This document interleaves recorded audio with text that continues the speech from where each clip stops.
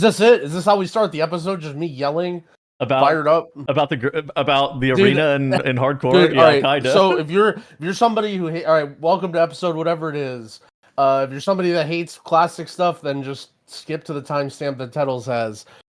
We just joined the call, and I just got out of another call. I'm fired up, man. It's crazy. I can't believe this. I'm under attack. My own community is at war. I don't even know what's going on, man. So, like, basically, there was this duel to the death that was going to happen. But best of one is kind of lame, so they wanted to do a best of 5. But you can't really have a best of 5 duel to the death. So the rule is they'll do a best of 5. Then they send the loser to the Gurabashi Arena, which is basically like open world PvP, but it's hardcore, so if your character dies, it's deleted. And so one of the Tyler One's good buddies, who should have never started this duel in the first place, ended up losing, ends up in the arena, or not in the arena yet. So the problem is these people have no idea what's going on. These are streamers we're talking about. Like, there's no organization, there's no planning. If you try and do an open world event with all these guys, I mean, we're talking, there was hundreds of thousands of people. There's still over 100,000 people watching in between Tyler One, Soda, Zaryu, like all these people, right? If you just say, oh, hey, we're going to all go to this spot, like everyone shows up there, it omega lags and you can't do anything. It's happened multiple times. And so there's been discussions about trying to be sneaky about it. And basically, Soda was trying to be sneaky about it, but Tyler One was double sneaky about it and like sort of like faked everybody out, which I thought was like, I didn't even know if it was planned or not. Like, I have no idea. So anyway, the TLDR is they send this guy in the arena, but a lot of people, myself and Ventor included, jump in and flag PvP to defend this guy, right? Because I don't know, I just want to die and be done with this hardcore thing. and so everyone's too scared, right? Like, some random people jump in and die. You can see some of the highlights here. This is the guy, the POV is the guy that's running around for his life, and everyone else is flagged up, and we can't be in a party, so they're hostile. But like, no one jumps in, right? Because we have 20 people in there, and we're a lot level 60s, a lot of geared people, and no one like organized anything to try and fight that. And everyone's mad. Everyone's like, oh, there were like, I don't even know what they're saying. Everyone's saying like, oh, you use this secret layer hopping to like dodge everybody, and like there were all these kill squads that were gonna form up, but because you were sneaky, they couldn't. And then I don't know, I'm under attack, and then so literally I get pinged in my offline chat, and I just have like 7 viewers in here. Some of these guys have been around for like 4 years. Some guys like call me cringe, saying like I don't understand takes, and like, what are you doing, Growl? Like, how do you talk? Like, I'm just like, dude, what the? So I'm worked up. Anyway, this is the end of the classic segment. Welcome to episode whatever it is. Still, I haven't even looked at the show notes. All right, you guys take this away. I need to get some water. All right. So that's the end result of classic. How have you been, Squishy? How have you been doing? I mean, after that, I'm riled up too, man. Growl's pissed. He's not happy. Dude, he's a little bit upset about I think being called cringe, I think, is what actually pissed him off, not anything else. Yeah. I mean, offline chat is a little odd for somebody I respect. It was somebody, like, that's the problem. Imagine somebody who's been in your stream, who's subbed for a long time, who's like been around for years and years. I don't want to name him, but like, it's somebody who's like a member of the community and I respect. He's like, bro, you're fucking cringe. How are you defending that? Like, bro, what are you doing? I don't know. I'm sorry. They're mad that you. We gotta talk about retail, like Mythic Plus or something. They're mad that you got in the arena with them? No, they're mad that I'm defending the fact that they did this layer hopping thing. They said that we basically should have just all stayed on the layer with thousands of people and just said, everyone come here, stand and fight, which would have been cooler, but the problem is it just lags out the entire server. Like, that's why, right? Like, everyone's seeing it as gamification of we're trying to live and hide, but while that's part of it, the other part of it is that it just lags out like, there's a lot of people there, right? Like, you see that clip, all the people that are, so basically, if you're down in this arena, you're PvP flagged. And you see all these people around that are up top, right? There's like, Growl. there are There's a lot of people there. Yeah, I'm in there. Yeah. Sorry, all right, this is the timestamp where we stop talking about classic. All right, this is the timestamp. Speaking of PvP though, Growl, the Plunderstorm tournament. How did you find it? Everyone has such stupid takes on that too. This is the Growl Crash Out episode. How is that? This is the Growl Crash Out episode. Bro, Peekaboo and Zaryu are literally two of my favorite fucking streamers. They are like so entertaining. I watch Peekaboo religiously now. I love that guy. Now that we're still playing the same thing. But bro, some of those chatters have the dumbest takes, and Okay, let's take a step back and actually talk about what happened with the Plunderstorm. So Saturday happened, and the Plunderstorm tournament occurred. Immediately, there were complaints about the format last time. The TLDR is they use a checkmate format that you have to pass a certain point threshold, and then after you pass a certain threshold, you have to have a lobby win, and then once you have a lobby win, then you're able to win the tournament. You win the tournament after you're past that certain threshold. Prior to that, it doesn't necessarily matter. But then, people who have the most points get second or third or whatever. So there is still a heavy incentive for you to actually, get high scoring points. People were really salty because it was Peekaboo and Zaryu had the highest points again for the second time in a row and didn't end up winning. Is that correct, Growl? Ask Squishy. Sorry, kind of. It's multiple pieces. I think part of it is I feel like this checkmate system is not traditional in typical esports. It's very specific to battle royales and auto battlers. TFT uses it. Yeah, TFT uses the checkmate system. Those are the two. But like you think about a typical tournament, it's usually very clear how the winner is decided, right? Yes. Like you're a team versus a team. One team wins, they move on. But a battle royale or an auto battler doesn't work like that because you can do really well is like you have to decide, is a team that is coming consistently second better than a team that comes last every time and one time first? And typically players end up, more leaning towards AVP. Your average placement in the lobby is the most important thing, and that should determine winner. And then the people who are designing the tournament are like, well, that's boring. I actually don't want AVP. I want there to be some tension with who can potentially win this tournament. And you don't want it to be decided like 3 games before the final game. So yeah, so they tend to pick a different format. So the thing about battle royales, right, is let's say you're doing like a normal, like some sort of competitive format, right? It's like usually there's like 1v1 or like maybe there's like a small group of people in like a pool, but like very rarely is there 30 teams, right? And so when there's 30 teams in a match, the point discrepancy from, let's say, from game to game can be huge, right? Like you can rack up so many points in one singular game. And what that happens is, or what that leads to is like, okay, well, let's say there's 5 games in a row, right? That's like the like Swiss rounds or whatever. By game 3, there could literally be a team that's basically already won. Like if one team had 2 insanely good games in those first 3 games, the tournament could be over in 3 games, which from a competitive integrity point of view, if that team really does own that much, which let's be honest, Zaryu and Peekaboo kind of do, they deserve to win and they win or whatever, right? But that's so boring.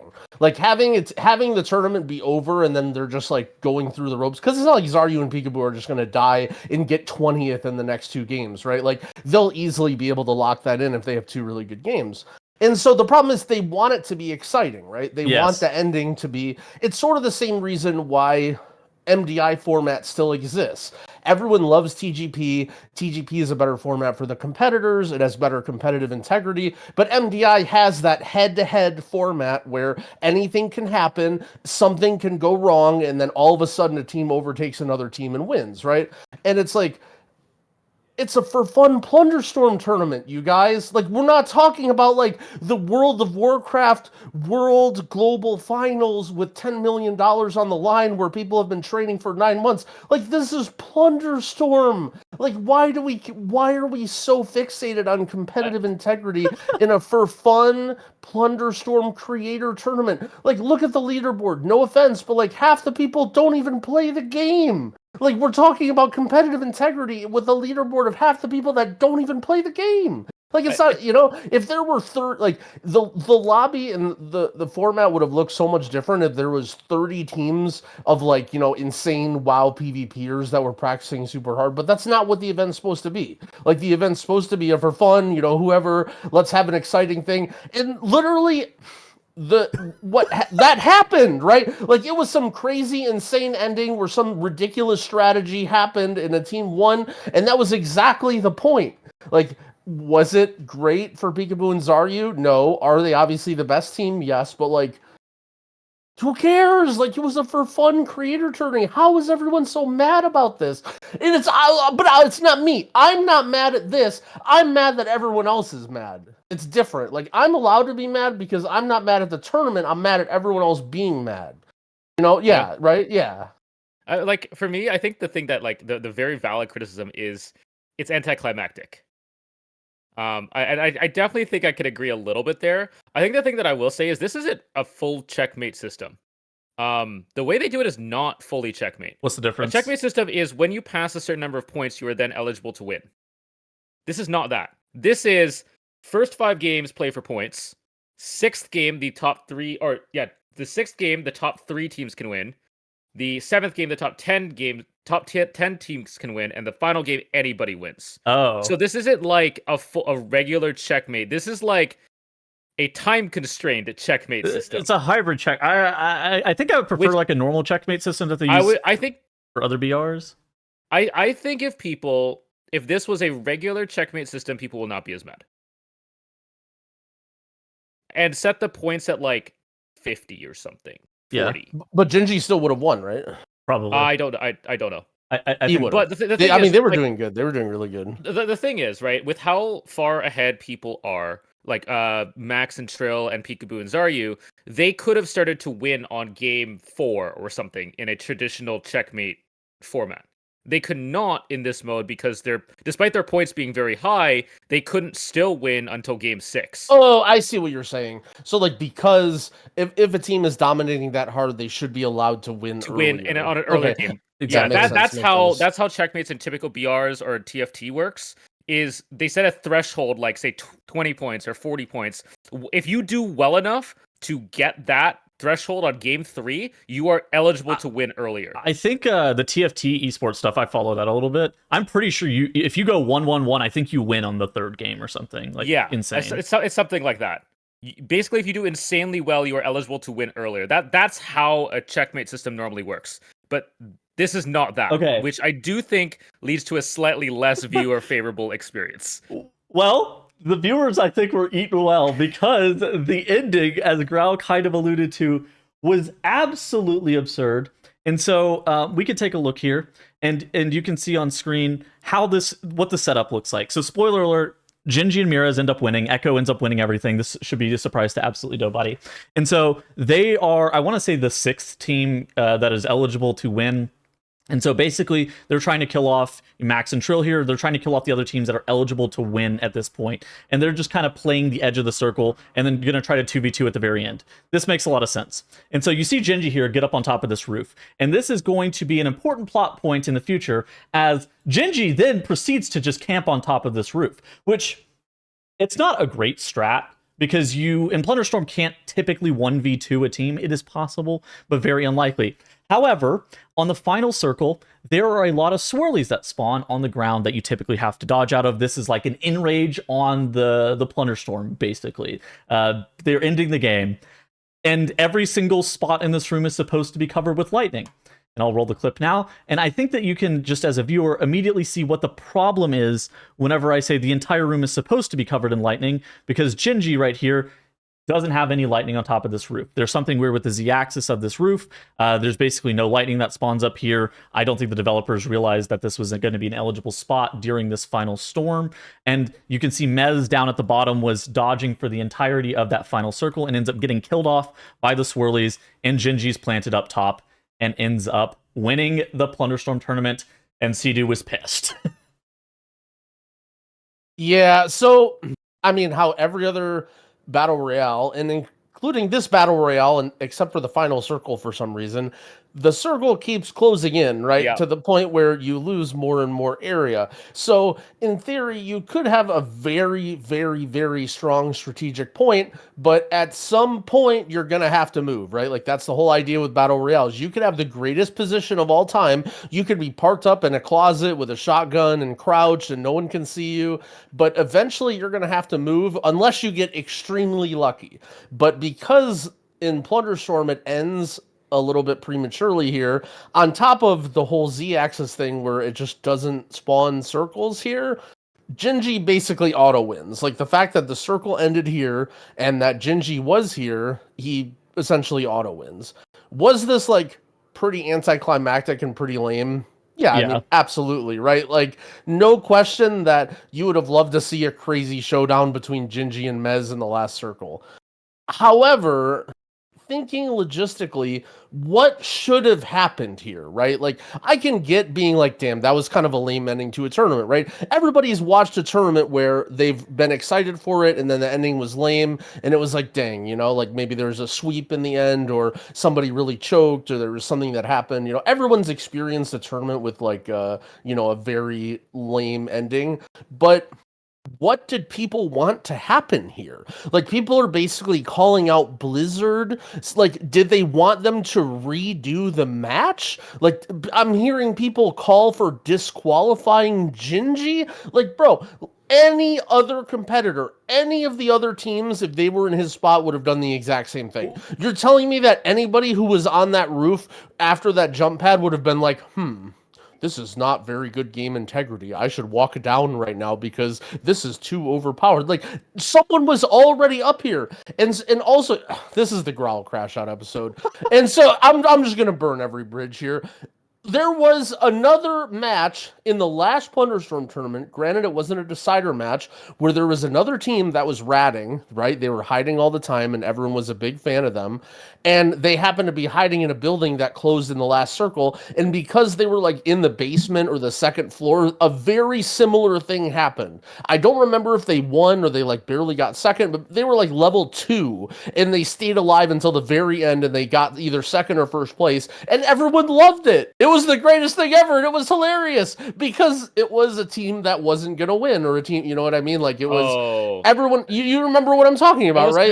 That was Nagura and Cruella. Yes. Okay, I'm not. I wasn't gonna say it either, but I was just gonna say yeah. And I'm not trying to blame them. I'm not trying to say like, oh, they should be punished. Like, absolutely not. Like, that was hilarious and it was a funny moment, but like, because it ended, I don't know. I just think that, look, I get it. Everyone agrees that this is lame. Like, we're all, but to blame Blizzard or just like say that, I mean, there's some dumbass tweets. Hold on, I'm digging up one. I'm just gonna keep firing shots and just burning bridges. Dude, I saw one that was like, the admins should have told Gingy to get down in the middle of the map, and I'm like, dude, there's no way somebody's gonna come in and be like, Gingy, you must get down from that roof. Like, what are we talking about here? I think people are well within their right to criticize Blizzard's handling of the final circle, because as you said, this is very atypical as well. Usually the final circle closes. But that, like, I think with how like widespread this got, I wouldn't be surprised that if when they bring Plunderstorm back, the final circle actually closes. Oh yeah. I think that will be a thing because of this event. Oh, this is a tweet from Absurge, and the reason why I bring him up, because like, dude, this dude's a smart dude. Everybody loves Absurge. He literally tweeted this, and he said, I found it hilarious that it ended this way, because while players are unique in that they actively search for bugs for a competitive advantage, how about normalize not finding and abusing exploits? You're not clever, you're just cheating. He says that, right? And then he clarifies to say that it wasn't specifically targeted at one person. To me, that felt pretty dang targeted. Like, we're quote tweeting the tweet with Gingy and Mira's faces here. It felt pretty targeted there. No, like I mean, like, what is he even saying here? Normalize not finding and abusing exploits? Bro, Gingy was losing his mind, and he jumps on a jump pad, and he's just like, oh shit, a roof. Like, like, are we trying to say that this was planned somehow? Somebody else on this roof. There's somebody's on the roof with him. Look, Gingy kills him. I can't believe how this was handled. Like, okay, look, I get it, right? It was lame, but like, how do we blame Blizzard or blame the players or like expect? Like, do we expect a rematch here? Is that what people want? Like, do they want Gingy to be disqualified? Like, the comments I'm reading are just hurting my brain, Tettles. I gotta stop reading the comments. Yeah, some guy just said, Growl, shut up and ditch another TGP team. When I was talking about the other thing, what does that even mean?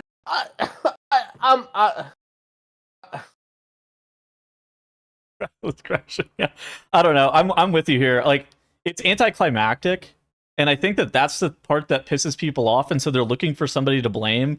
And then there's nobody to blame. Like, I guess Blizzard was supposed to know that the circle was going to be like this, but ultimately, it just happened. It was just unfortunate that it happened during a tournament.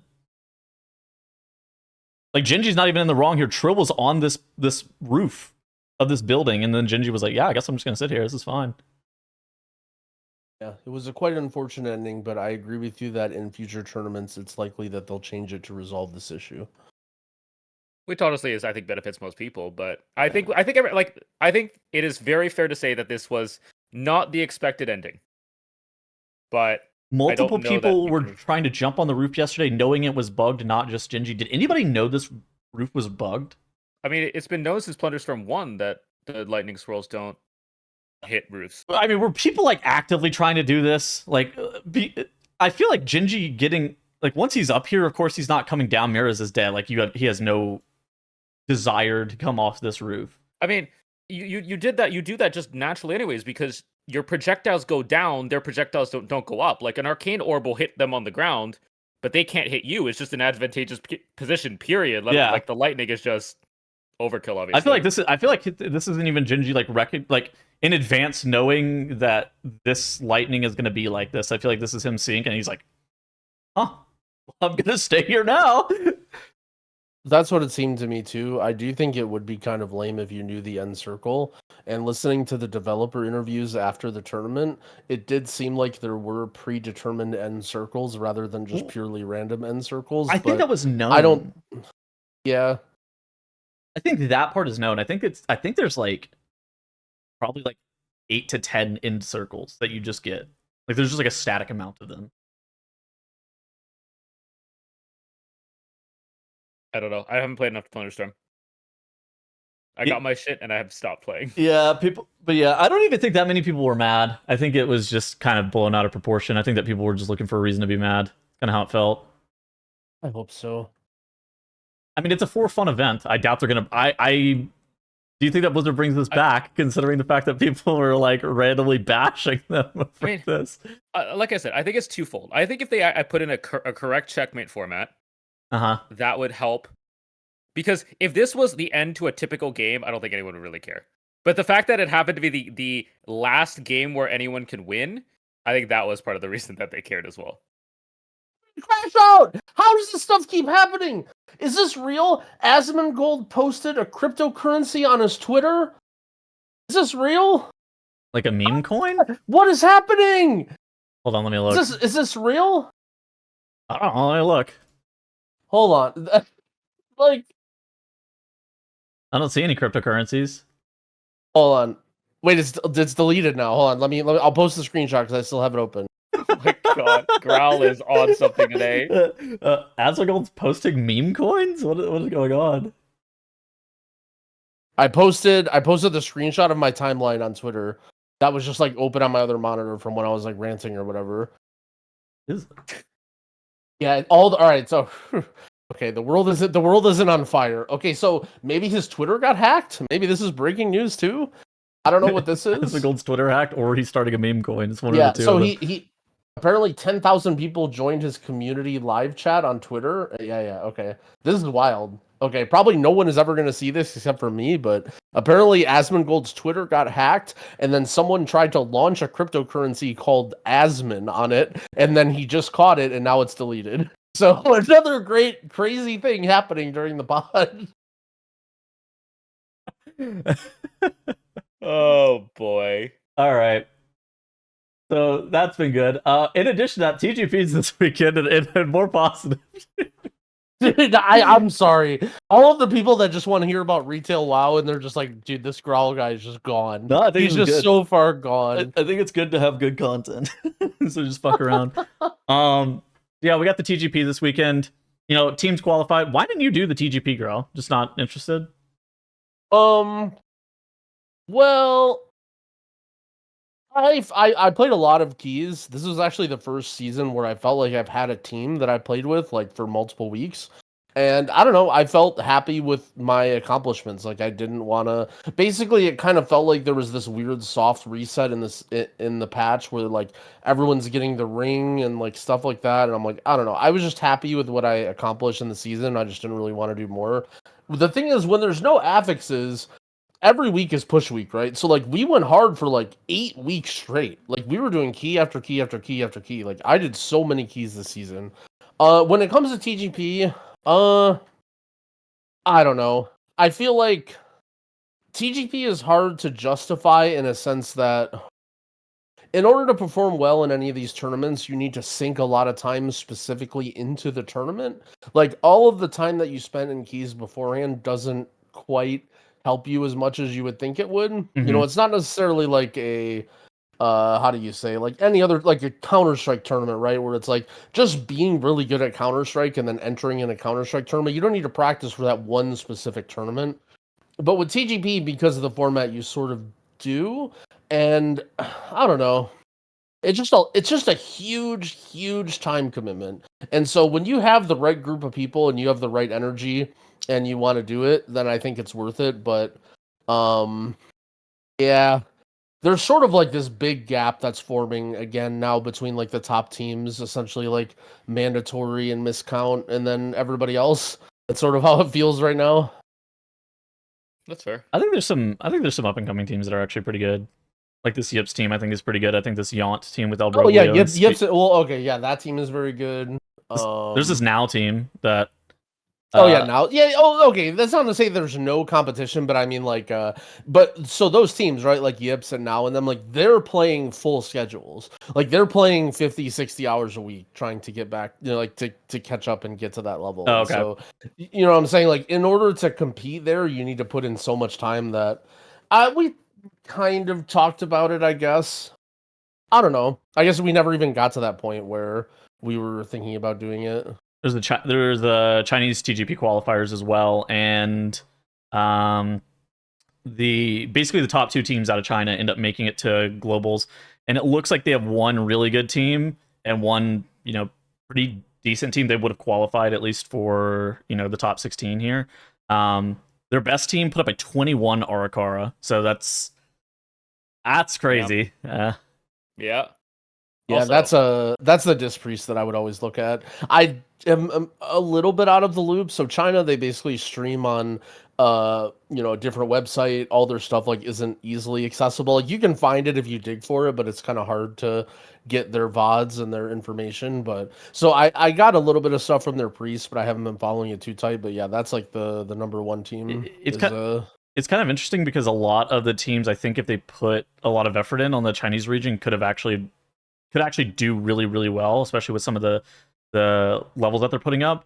But it seems like they only have one of those top teams that's actually trying this season. Because, I mean, if you go through and you look, there's a lot of Chinese runs that are in the top, like even 40 runs. Yeah, I'm not in the loop enough to know. To me, it's felt like there's been more and more Chinese players and more Chinese teams entering the ladder. Like, what I remember during Shadowlands and BFA is there was basically, like, Anuo's team, and then there was like one other team usually. Like there was like 2 main really good Chinese teams. This season and like towards the end of Dragonflight, it felt like sometimes there'd be like 4 or 5 really good Chinese teams. And I don't know if it's like, because I know there's a little bit of multi-accounting there and there's like other stuff going on, and like I can't read the names, so you know, it could just be like very obvious alts that I just don't pick up on. But it seems like there's more and more Chinese competition going around lately. I think part of it is that there's more competition going around lately, And part of it has to do with the fact that before you couldn't actually get data off the Chinese servers, and I think that there's now like a Raider, like Raider.io is only pulling the data from Warcraft logs, and I think now they're pulling it off of maybe like a Raider.io add-on or something like that, and actually getting their runs uploaded to the website. Was that Chinese leaderboard on the official WoW website? This is the official Chinese WoW website, yeah. Yeah, that UI looks sick. Like on the websites, like just the go back down the leaderboard. Like that looks sick. I love this little like chart. Yeah. My only issue is that it doesn't fit, and so you have to scroll to the bottom and scroll. Yeah, that looks really janky. Get a widescreen, noob. I could zoom out. Even if I zoom out, it doesn't like actually fix this website. Funny. There's something wrong with this actually website. Right. It was probably specifically just coded for widescreen. It doesn't work for anything else. Hold on, wait a second. I'm actually cooked. But yeah, I mean this. Yeah, hopefully China ends up doing really well. I think that's my hope for them because it's kind of weird. They crashed out in the MDI, and I think that the region has a lot of potential, but it's more about effort put forth. And sometimes they play hard, and sometimes they don't.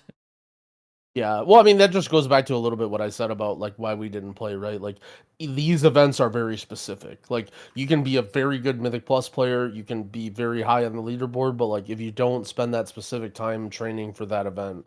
And, I mean, it's even the same for Mythic Plus, right? Like, there are shit tons of really, really good players in WoW that just don't push keys, you know? Like, that's where the Yips team sort of comes from, too, is, like, they don't always push keys, they're not always on the live leaderboard, but, like, all those guys are crazy, and they have crazy good synergy, and if they wanted to, they could. Same with, like, the Liquid guys, too. Like, every once in a while, there'll be a team with, 3 or 4 Liquid people that make an appearance on the leaderboard that, obviously, they're skilled enough to do it. It's just a matter of, do they want to sink the time into it?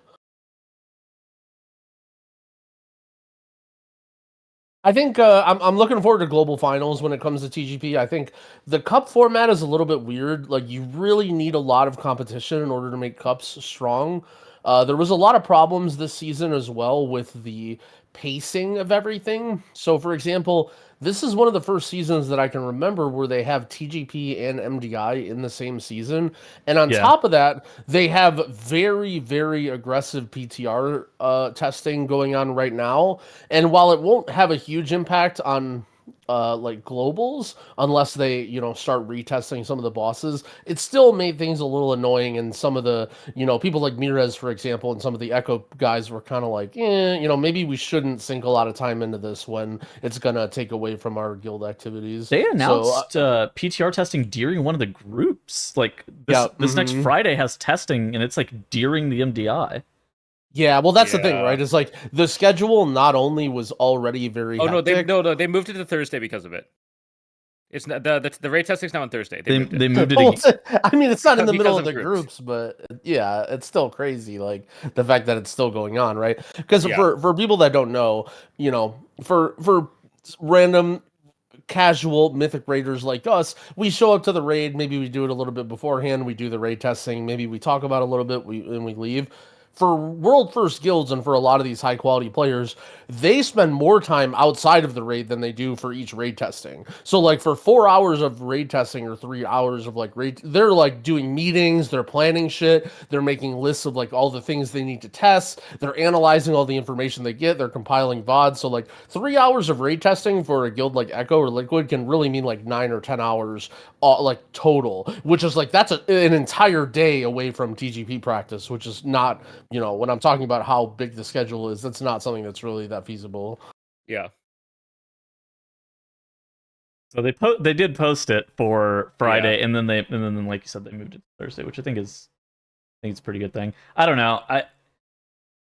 It's kind of an interesting situation. I'm surprised that they're doing raid testing this fast. I think that I don't think it actually has anything to do with the TGP. Like, I don't think the TGP is like involved at all with like kind of what's going on here.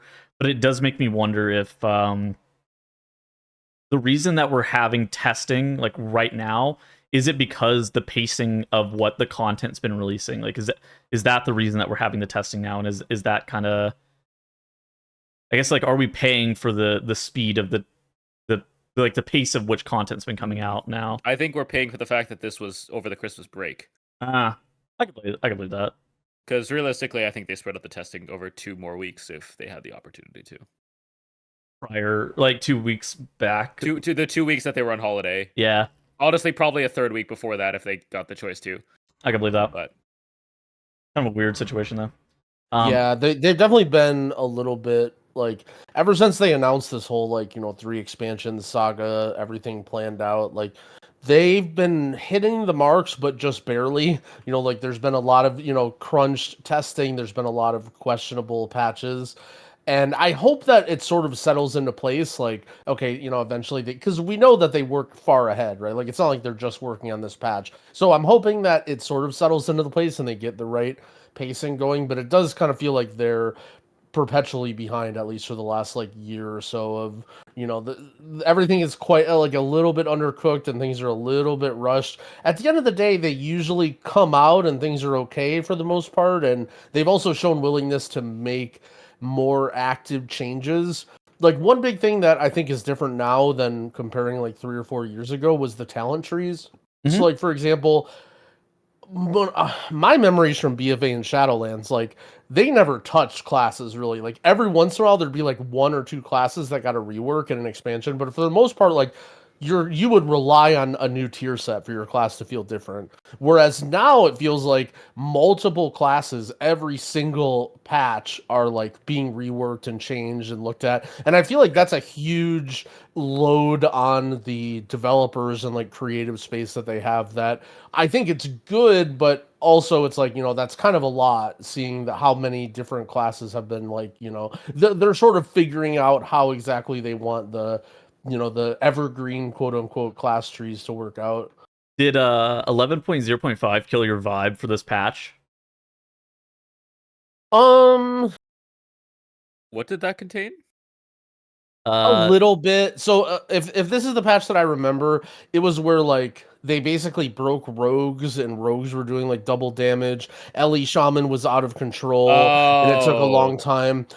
I wouldn't say it killed my vibe, but it was a real bummer. Like I remember being very bummed out around that patch time, being like, you hope that the patch is supposed to fix the meta and like make, like the 0.5 patch. Like I get it if it's like a huge content patch where a new raid comes out and then like it breaks a bunch of things, like I can see that. But for a in-betweener patch to break so many things, it did bum me out. I'm not going to say it killed my vibe, but I do remember being very bummed out during the 0.5 patch. It's kind of weird because like I've been playing this patch like basically through the entirety of the patch, and I've been like mostly okay with it. But most of the people that I know who stopped playing around the time the 0.5 patch came out, like a couple of weeks after that patch came out.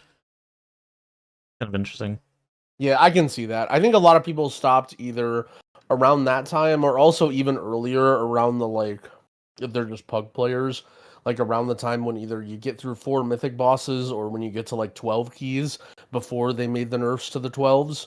And so I think a lot of people like were just like, dude, this isn't worth it. Yeah. Like they had all timed 11s and like, dude, this isn't worth pugging all 12s. Like I'm just gonna go do something else with my time. Yeah. Speaking of raid testing, Tettles, you did it, right?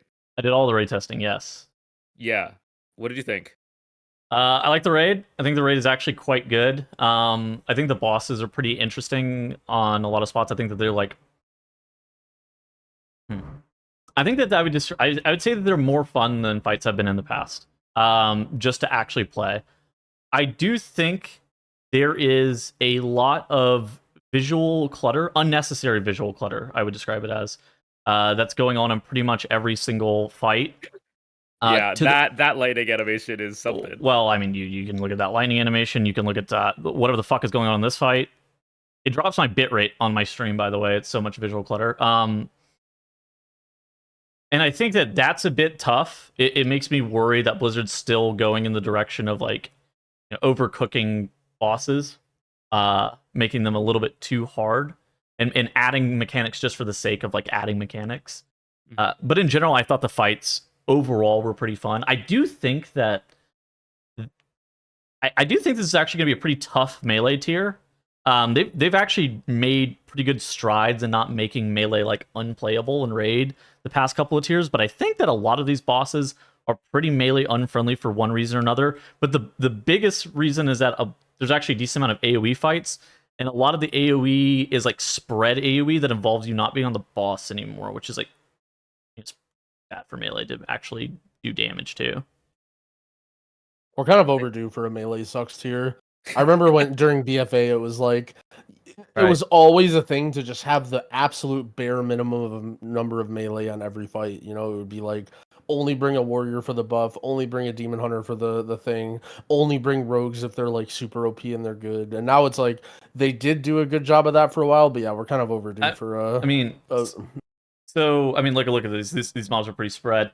What I will say though, and this is kind of why it's hard to read a bit too far in advance to like melee versus range dynamic, is melee always suck during raid testing. They're always worse during raid testing than they are once you actually have more refined strats for bosses, because they just have really bad uptime because the strat that you're doing is just shitty more often than not. It's not optimal. That's exactly. Yeah. But I think that they made a bunch of fights that have just like spread ads like this. Where well, also it comes down to effective damage too. Like I don't know these fights specifically, but you know, like you can dot a bunch of stuff or do a bunch of AoE, but it doesn't necessarily mean that that's important. So, you know, like for example, like warrior execute, like being able to do a lot of damage to a single target under a third health is like insanely valuable for those really hard end bosses. But you know, not all. My point is just that not all damage is created equal, and yeah, just like you said, like when you're not able to really maximize stuff and there's like random ads, yeah, the range, like especially like the multi-dotter classes are going to look really strong. I've had a lot of fun playing it though. I think the fights are going to be pretty interesting. I think there's a lot of visual clutter on a lot of these bosses that maybe they could tune down the noise just a bit. Yeah, I mean, the new swirlies look great though. I think any concern that I had about them, gone. Good news. They're very good. They use them a lot. they do use them a lot. Bad news. Codes look like shit now. Oh wow. The codal effects are just not good. But, you know, like I think the raid testing for me, it's with like the whole melee discussion, I feel like this happens every tier, or it used to happen every tier. And now it's coming back, and I think melee, even in a rough tier, you're gonna bring a lot of the melee for the buff. Yeah. Mage, warrior, monks of some kind, like that kind of thing. But also just like tuning hasn't really finished yet. And if they're tuned high despite having a lack of uptime, you're still gonna bring them. I haven't seen any class tuning. There has not been much. I think they're still on tier tuning right now. I see tier tuning every build. So yeah, I definitely agree with you. At least I didn't do testing, but just from watching that, I got the same feeling that I get from previous raids where you do the heroic bosses, especially the end heroic bosses, and you're like, this feels good, like this is fun, you know, like this is a good number of mechanics going on, and then it's like, then you realize like Mythic is gonna bring some crazy new level of complexity to a fight that's already, you're like, this is fun and crazy, and there's a lot of stuff going on, and even if you don't do the Mythic testing, you're kind of like, oh boy, this is gonna get really hard. This is the fight right here that's on screen right here that was exactly like that for me. So it's Sprocketmonger, and the heroic fight had a lot of mechanics that involved you like soaking on a timer, making sure that you didn't soak 2 mines at once, otherwise you blow up the entire raid, that kind of thing. And then the mythic mechanic is a polarity mechanic, like it's not exactly Anduin style, like if you contact another player, you don't immediately wipe your raid. But it's like there's polarity with the mine soaking, and it's just like, I think that this fight maybe could have not had this mechanic. And it would have still probably been a fine fight. This is a fight that I think that they could have removed mechanics from because there's so much going on. The funny thing is, I think the opposite. I think this is the best mythic mechanic. And stuff like the other mythic mechanics are really odd. Okay, so you think that other mythic mechanics are really odd? I think that this one, the fight is the exact same, plus 1 additional positioning requirement, which I think is a good way to do a mythic mechanic. The problem is that you have these drills and you have this fire. Okay, so the core of the mechanic is we're soaking a mine, and then you do an intermission where you run against the conveyor belt, right? Yeah. Like that's the core of the fight. And then you add in a bunch of different just additional mechanics. There are these drills, there's the fire they have to dodge. Yeah, I'm just saying. Oh, okay. And then there's these magnets that like suck players and suck the mines in, and basically that's like a soft enrage on one of the phases. Like you have to beat the magnets. And then you also have to do movements across the room because the room fills up with the lightning. I feel like it's just like there's also a bullet hell phase. I think it's like too many mechanics. I think we could cut back on some of these mechanics. This fight feels like Soakin' Court to me, and I think that's because I liked Soakin' Court because the fight is the exact same every time. This fight feels like Painsmith on crack. Painsmith was not the same every time. This fight is. It's like Soakin' Court. So if you like Soakin' Court, I think you'll like this fight. The mines aren't in the same spot every time, though. I mean, Painsmith was similar every time, but my teammates didn't run into me and blow me up. The mines, the mines are in the same spot, but what mine it is not the colors, same. Yeah. Yes, the color of the mine is not the same. But, like, speaking of the other mythic, like, what Growl said, though, I think is exactly it for a lot of my thoughts on the other bosses. A lot of the heroic bosses, other than one, that were tested, heroic was so fun. I agree. And then you get into mythic, and it's like, the first boss was okay. Then you had the second and third bosses, which I hated on mythic.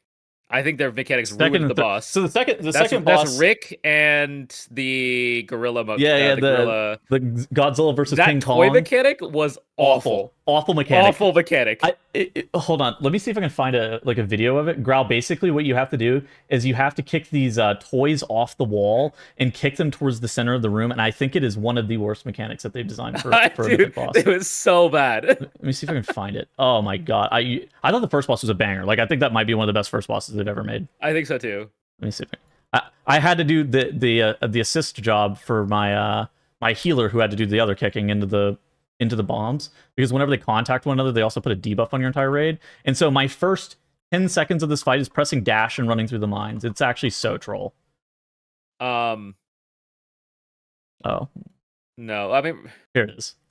Yeah, so the mythic mechanic is those toys fall, and you need to, before the bosses clash in the middle, kick all the things together, staggering their dots so that you don't die. So you say kick, but the kick isn't like you're not clicking them to kick them. It's you walk into them. Like if you contact them, and you can see this on screen here, somebody accidentally, like, it spawned on somebody in melee and they accidentally knocked it into the wall, and if it contacts the wall, you basically can't get it off the wall. It's not a good mechanic. There's also dude, there's this stun attached to moving too much. Pain in the ass. The other boss that I don't like is Rick Reaver, because I just don't think that's a good fight. Which one's Rick Reaver? The boombox boss? Oh yeah, that's a bad boss. I think that's just a bad boss. Mythic does not make it better because it already started as a not great boss, but yeah, that's fine. Like, overall, I'm more hyped about this raid still than the last raid. Oh, remember the last raid, I was like sick. not happy about it. I think this raid looks absolutely phenomenal.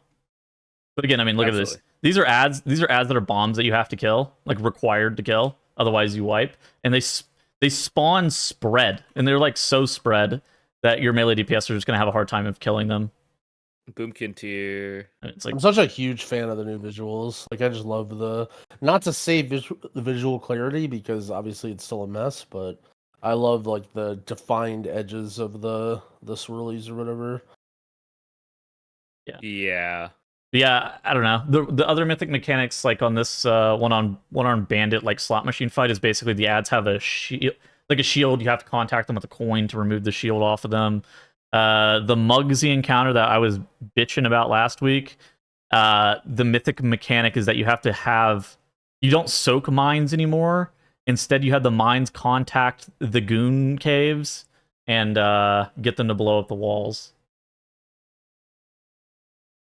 Yeah, we'll see. But by the time most of us get to this fight, Liquid and Echo have killed it. We'll have a strategy. That's true. I will be. That's a good sounds point. Like everybody in the game. Yep, we will be copying other people, so I won't really have to think about it too much. Yeah, I thought it's good. I think it's a good raid. I'm excited for this raid. I think it's way better than Nerebar Palace was. Yeah, I think the fights just feel better to play. It's hard to put my finger on exactly what it is. It's not something that's like tangible. There's like a hype building for the raid that just wasn't there with Nerebar. I think boss just rooms also look really nice. That too. It's not dark and gloomy everywhere. This is like bright and flashy and casino. Yeah, I think I was talking to Dorky about it a little bit. Dorky said that he thinks that like the most important thing for Blizzard to do is to make sure that they get the difficulty curve of this raid correctly. Like messing up the difficulty curve of the raid is like something that's really, really bad for the majority of the player base. I'm scared with Sprocketmonger, the Polarity one, as the 5th boss. Well, I mean, it's a That choice. is It's a choice, right? You can go. Well, the latest you could do it is 5th. Yeah. I think guilds are going to struggle with that as the way they did on Soaked Court. I mean, it's a hard boss. Like It is. kind of like Anduin, where your movement's just so important, and just like knowing what you're supposed to be doing, and like you're gonna have traffic rules as opposed to like very defined strategies, and I think that actually fucks with people pretty hard. Yeah, I mean, from like a recency perspective, that's definitely like, I think now looking at season 1 as like, okay, it's done. That's totally where they messed up, right? The difficulty curve. The first 4 bosses were like totally a joke, and then the other bosses were way too hard. You know, obviously they nerfed some of them and they like smoothed it out a little bit. And then when it comes to Mythic Plus, like, you know, the huge jumps between things like the 10 keys and the 12 keys, like I think that's where they really, really went wrong this season. I think they actually did a lot right in the season, in this expansion, and I think that that's the one thing that they do need to like really think about and consider where they messed up is the difficulty curves, and like not creating these arbitrary walls, because I mean the game's already hard enough. Like you don't need to make these crazy walls, like they appear there because the game's hard already. Yeah, we'll see how it goes, but they're testing 3 more fights again. They're testing the Carnage, which is the toy one, Rick Reaver, which is this one, and Muggsy again this week. Oh, so they're testing the 3 bosses that I had the biggest problems with. That's actually good. Yes, hopefully that's good. I think that's actually, so whenever they retest, they typically retest the worst bosses and they try to make them better. The fact that they have identified those as the worst bosses for one reason or another, I think that's great. I mean, it might be great because, as a reminder, Halandras didn't originally have bombs on Mythic. They retested that, and suddenly it had bombs. Well, that fight on that fight prior to the changes was an abomination. It was you used the take beam to like blow up pillars. It was like so weird. It was very odd, and there was like some shape matching thing on Mythic that didn't make any sense. The bombs made it better, but man, was that a hard fight after the rework. And then the boss started walking, and you're like, "What is this? What is this mechanic?" Like, and it ended up making sense once they added the bombs in. You're like, "Okay, I now understand why the boss is walking." But before they had the bombs, you're like, "Where is the boss going?" I forgot. I haven't thought about that guy in so long. That guy sucked. I sunk a month into that fight. Yeah. Yeah, you were a bomb carrier. Oh, wow. I dodged that one. I was very glad about that. What a good fight. I have a good history of just being very lucky in dodging certain fights. And that is a raid that I dodged like almost the complete end of it.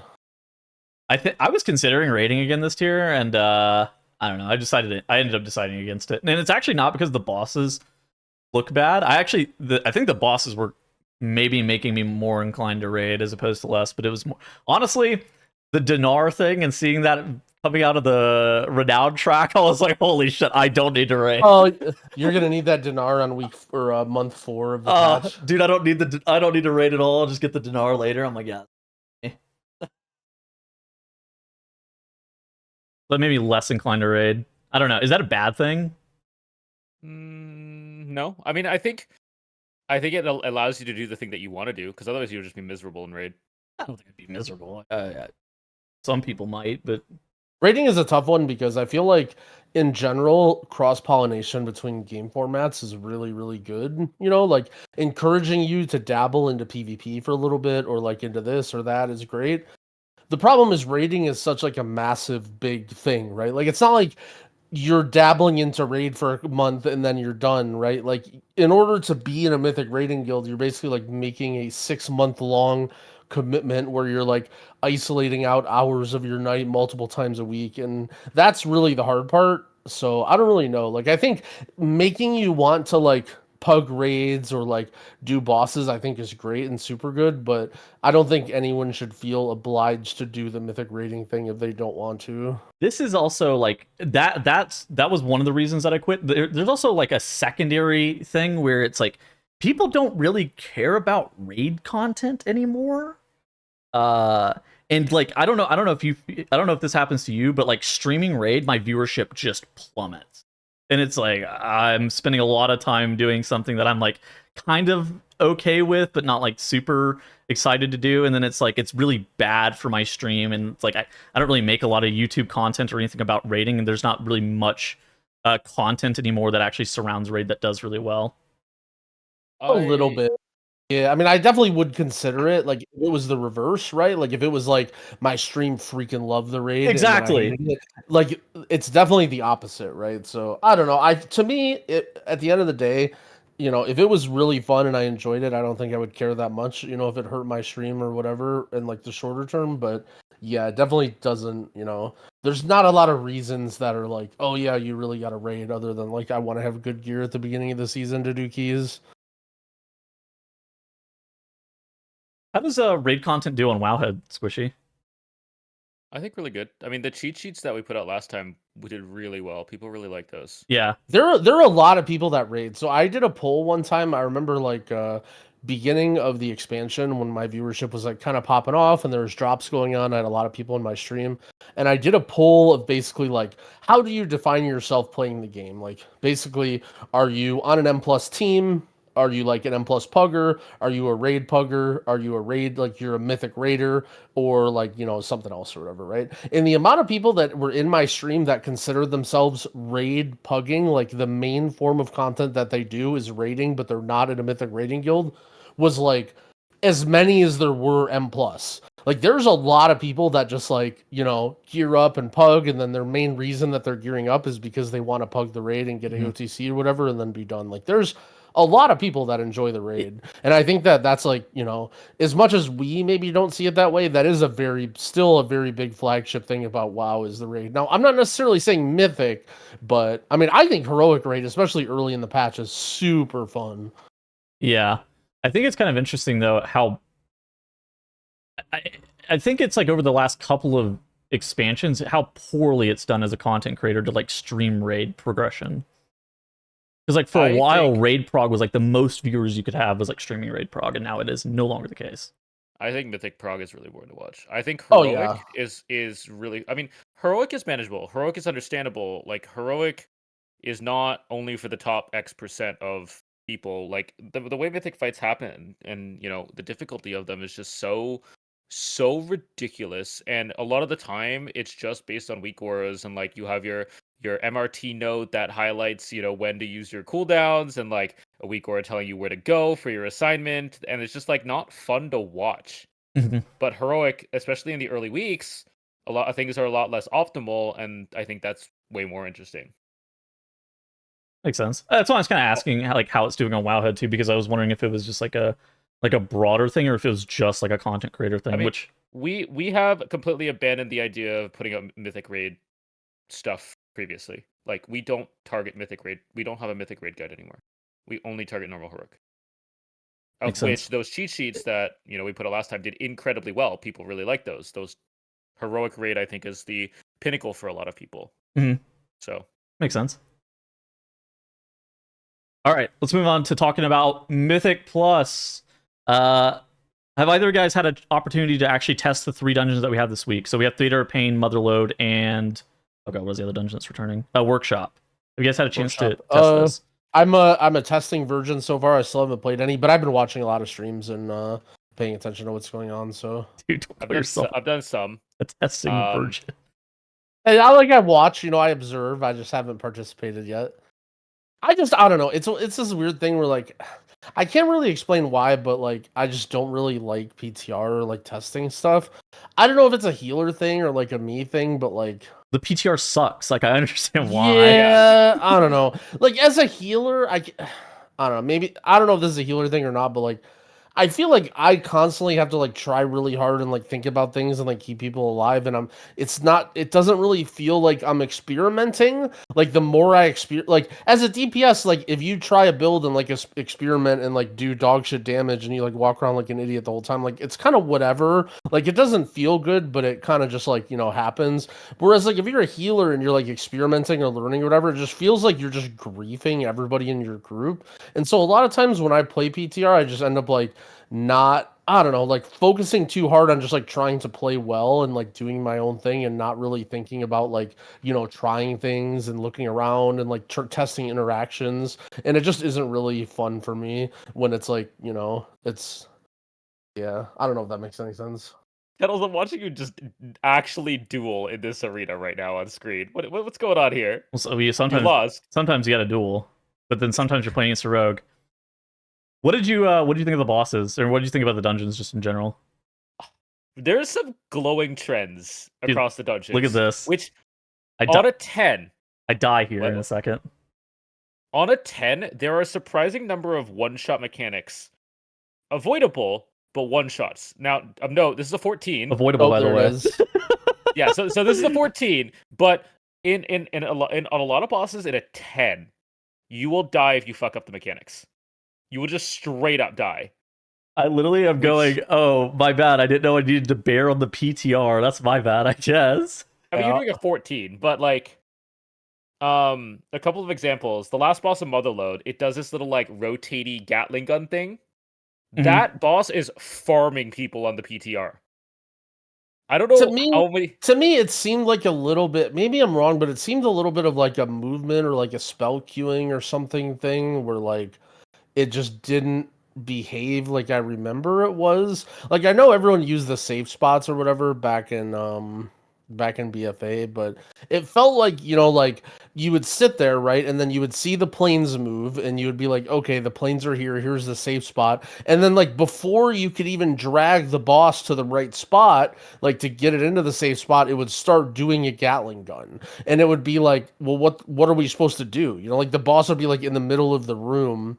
And I don't know, it just didn't feel right to me. Like maybe that's how it was before, and ever like you would just save spot it or like blink or whatever. But I don't know. Have you done it? Do you have any? I don't think the Gatling gun used to one shot. It did a lot. It did a lot of damage. But I'm pretty sure you could personal and walk the opposite way as the Gatling gun, and you'd live. Yes, because you'd only take one tick, and I think now it actually kills you. Now the one tick kills you, which is the issue. Yes, that is the problem. Now, like, I think this is too punishing for a 10. Because it is solely reliant on your tank to position the boss correctly. Because if your boss doesn't move the boss into the safe spot from the little, what are they, the missile bots or whatever, you can't rotate effectively. Like, well, he did let himself. He let himself get shot. Like he didn't. Yeah, but he didn't move against it. But he did get one shot. The tank put it right there. But like the tank has moved to the right spot, and then the tank also has to point the Gatling gun starting the correct direction. So he got 3 ticked here. It looked like. Just hold on. Let's put it at 0.25. It looks like he gets 3 ticked here by this. 1, 2, 3. So he's 3. Yeah. He's also a cloth wearer, and this is physical damage. True. So like, there's a way that you can live, but I think I would tend to agree that this is maybe a little bit much for a 10. I think it would become easier if the boss does this weird thing where he like doesn't move at a solid pace because he has to cast his auto attack. Because he doesn't auto attack, he casts a shot at the tank. Yes. So you can see like the tank moving. He does like a little stutter step, shoots, stutter steps, shoots. And I think it's a little much for a 10.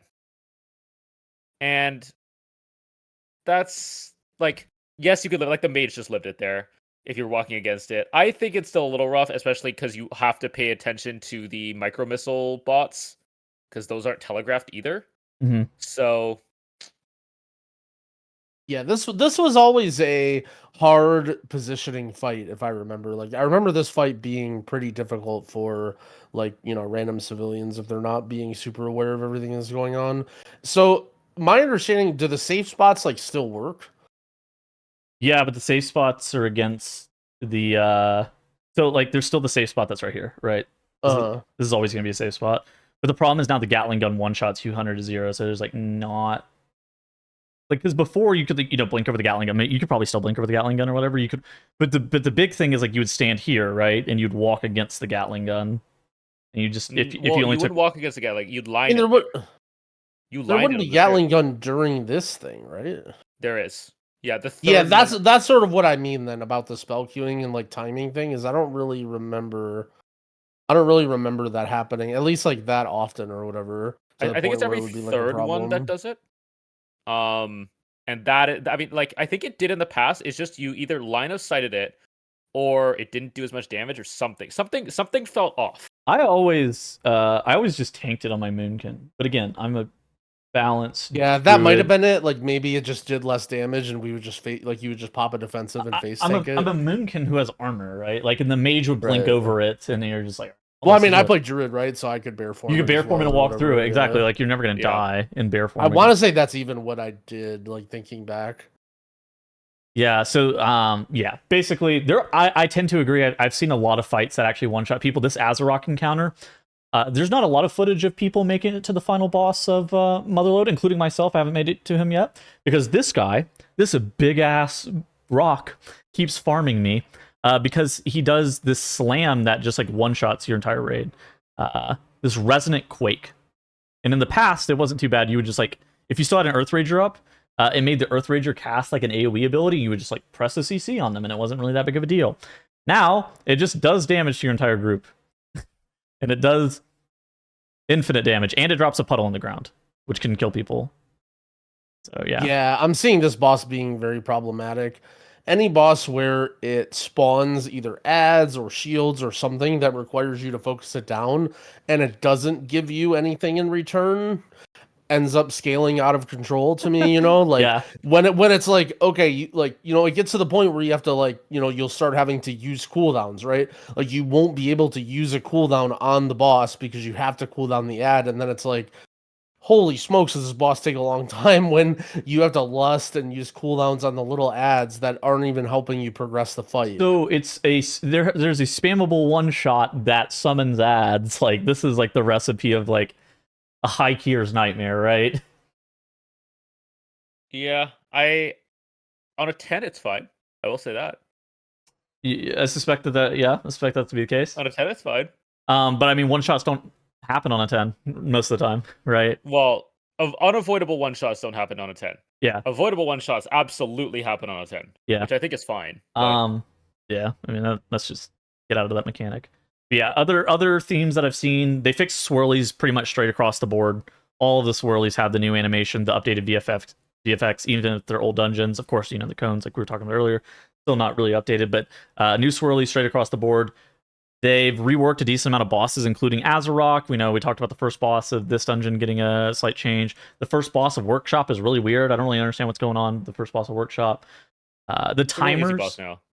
Yeah, We'll talk about it later. Yeah, the timers are really long in pretty much all of the dungeons, though. Probably each and every single dungeon, I would say, maybe is getting about 5 minutes off their timer.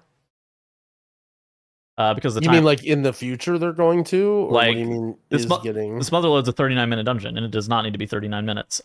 Theater Pain was, I don't remember what it was, but we almost timed it with a ton of deaths. It's 38 minutes, and I think it could be 33. Like, has it been a theme where the old dungeons that they bring back are never scaled correctly for time, and it always seems like they're like easier time wise? Because like Theater of Pain was not a dungeon that I would consider in Shadowlands as like this is really easy, play safe, big IO. Like Theater of Pain was a hard key to time, and like people were constantly trying to innovate like weird shit to try and go fast in that dungeon. And I think that it's just such a red flag to look at these dungeons that I played. Like, okay, it's one thing we bring back like a Cataclysm dungeon and things are out of whack, but like to see Theater of Pain or Motherlode and be, and then to be like, oh yeah, the timer is free in here. It's like, wait a second, like there's something not right here with the damage and HP numbers and scaling in this current state of the game right now. And I feel like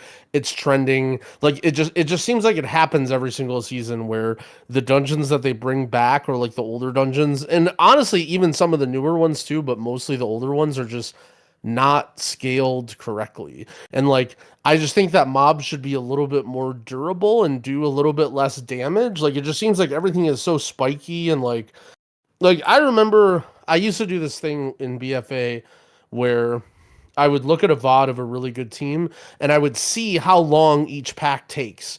And I would be like, okay, 97 seconds, 32 seconds. And I would compare it with our VODs to see like where we're losing time or gaining time and why. And like, I remember tons of packs being like a minute long, 70 seconds long, 80 seconds long. And it feels like there's a lot of packs now that are just like, dead in 20 seconds, dead in 25 seconds, like use cooldowns like dead in 22 seconds. And it's like, there were like, I don't remember any packs in BFA that would die in 20 seconds and you just move on. But it seems like there's so many of those nowadays. Like, I'm okay with bosses not lasting super long, but it feels like the amount of time that you spend engaged to trash packs is not enough in current Mythic Plus. Mm-hmm. I mean, I think it kind of depends. It's a little bit of that, and also I think a little bit of, they just retuned all the dungeons as well. Like I feel like they removed a lot of unnecessary trash. Like, changed the bosses to have less crappy mechanics. So I feel like the first boss of top kind of falls over now. Is that not the case? Well, we did it. We did it with a trash mob on top of it. Yeah, I've seen that as like the standard pull. How like go to that boss. I kept dying to it. It did a lot of damage to me. I don't know if it actually dies fast or not if you have all 5 people alive. We were struggling pretty hard to keep all 5 people alive because the group damage that's occurring on this fight is just really high. We didn't really think about it too much. Kind of like what Growl was saying earlier, where it's you have to like really sweat healing PTR keys. There's not really any leeway that you have. You have to be like basically playing at like 100% capacity whenever you're healing. But yeah, I mean, it wasn't. What was our kill time? We killed it in 2:30 with 2 people being dead for a while. So yeah, I guess it doesn't really have that much health. But it didn't really have that much health in Shadowlands either. Was that with Lust or no? Yeah, 2 people being dead and 2:30? That's not very long. It was with Lust, and yeah, when did our monk die? Our monk died whenever the bosses were at 30% HP. I mean, I think what they did this time, though, is they made it so that, if I recall correctly, whenever you kill a boss, it makes the others increase the cast speed or the cast time on their big AoE. So by killing a boss off, you're actually not doing anything anymore, other than removing their individual mechanics, which I think means that you want to even cleave as much as possible. And I don't think that Decia is that deadly anymore. Yeah, the problem that we were facing is... I think you kill the Plague guy. Yeah, Passaran, the Plague guy. We were running out of kicks. If you're going to kill one to make it easier, I think you're now focusing the Plague guy down instead of Decia, because Decia seems really weak compared to the Shadowlands version. Mm-hmm. I gotta bring out my bag of tricks on how to spawn the correct mini boss in here. I forgot how to do it. Is it still a thing? I don't know, probably. You had to like walk. Was it ever a thing? You had to walk into that's the real question. Yes, yeah. You had to walk into the room at the correct time to have them spawn, and it depended on which mob was fighting what. It was like really weird, but I don't remember exactly what it was. The amount of conspiracy theories I heard on how to spawn the correct mob. Oh, you have to stealth, and like while the mob is casting this channel, you have to walk in and tag it. No. It's whichever mob did the last auto attack. It's while they're auto attacking. That is what it is, but I don't remember exactly how to replicate it. I'm sitting over here like it's a 50-50. There's a chance that all this is just a conspiracy theory. I think they removed the shield from one of the mini bosses, which is good because that mob was correct. Squirrel bombing's still a thing. I have a suspicion that they'll remove it, but I guess I'm not certain. I'm sure they will. Yeah, this boss much better now, I think. The twins. Yeah, I don't really understand what this boss does, frankly. Not much, which is why I think it's like way better now. Yeah, so basically they changed it to where No Mercy for You no longer has the flame vents. The Platinum Pummeler every so often gets a the iron plating on it. Yeah. And then you have to bring it into one of the hammers. There's still the Foe Flipper, and the boss summons mines, but like there's not That's it. I think this is a better boss than the previous one, where you nuked No Mercy or you died to the like third vent jets or something. Yeah, now Platinum Pummeler does the AoE with the ground pound, but it's not. Yeah, now you just even cleave them because you have to, and then you don't die to the AoEs because it's 2025 and you have 17 defensives on every class, and you have a spreadsheet for every single boss because that's how you have to play the game now. Yeah. No, I mean, I agree. The way that you handled the old boss, I mean, I didn't really mind it, but basically, like, you had a tank that would, like, run around the one guy, and then the rest of the team would, like, deal with the car, and you would, like, kill, the car would, like, aggro to the DPS, and you would, like, aim it into the hammers. I don't know. I don't think, I get what they were doing, like, they were trying to remove all that nonsense, like, maybe it doesn't have a place in the game now, but I didn't really mind it. Like, I didn't really think it was that bad, but it probably is a better boss. I don't know. I mean, kill No Mercy or die, and then AFK with a Platinum Pummeler that does nothing for 2 minutes is not exactly my love of life. Especially that Tyrannical back in the day. You just beat on Platinum Pummeler for like two plus minutes. Personally, back in my workshop, you would actually drop auto hammers underneath the hammer because the entity count was actually relevant to how much damage the hammers did, and so you would drop 1,000 auto hammers and then you blow up the Platinum Pummeler. You remember when we found that out? Yes, I do remember when we found that out. That was good. For people that don't know what we're talking about, there's basically these hammers, and if you stand under the hammer, it makes the hammer slam down. But the problem is the hammer would slam down for every single person that was under the hammer. So what people learned is you get 5 people, you wait, and then you run into the hammer, and then you're like, okay, now there's 5 hammers slamming down at the same time.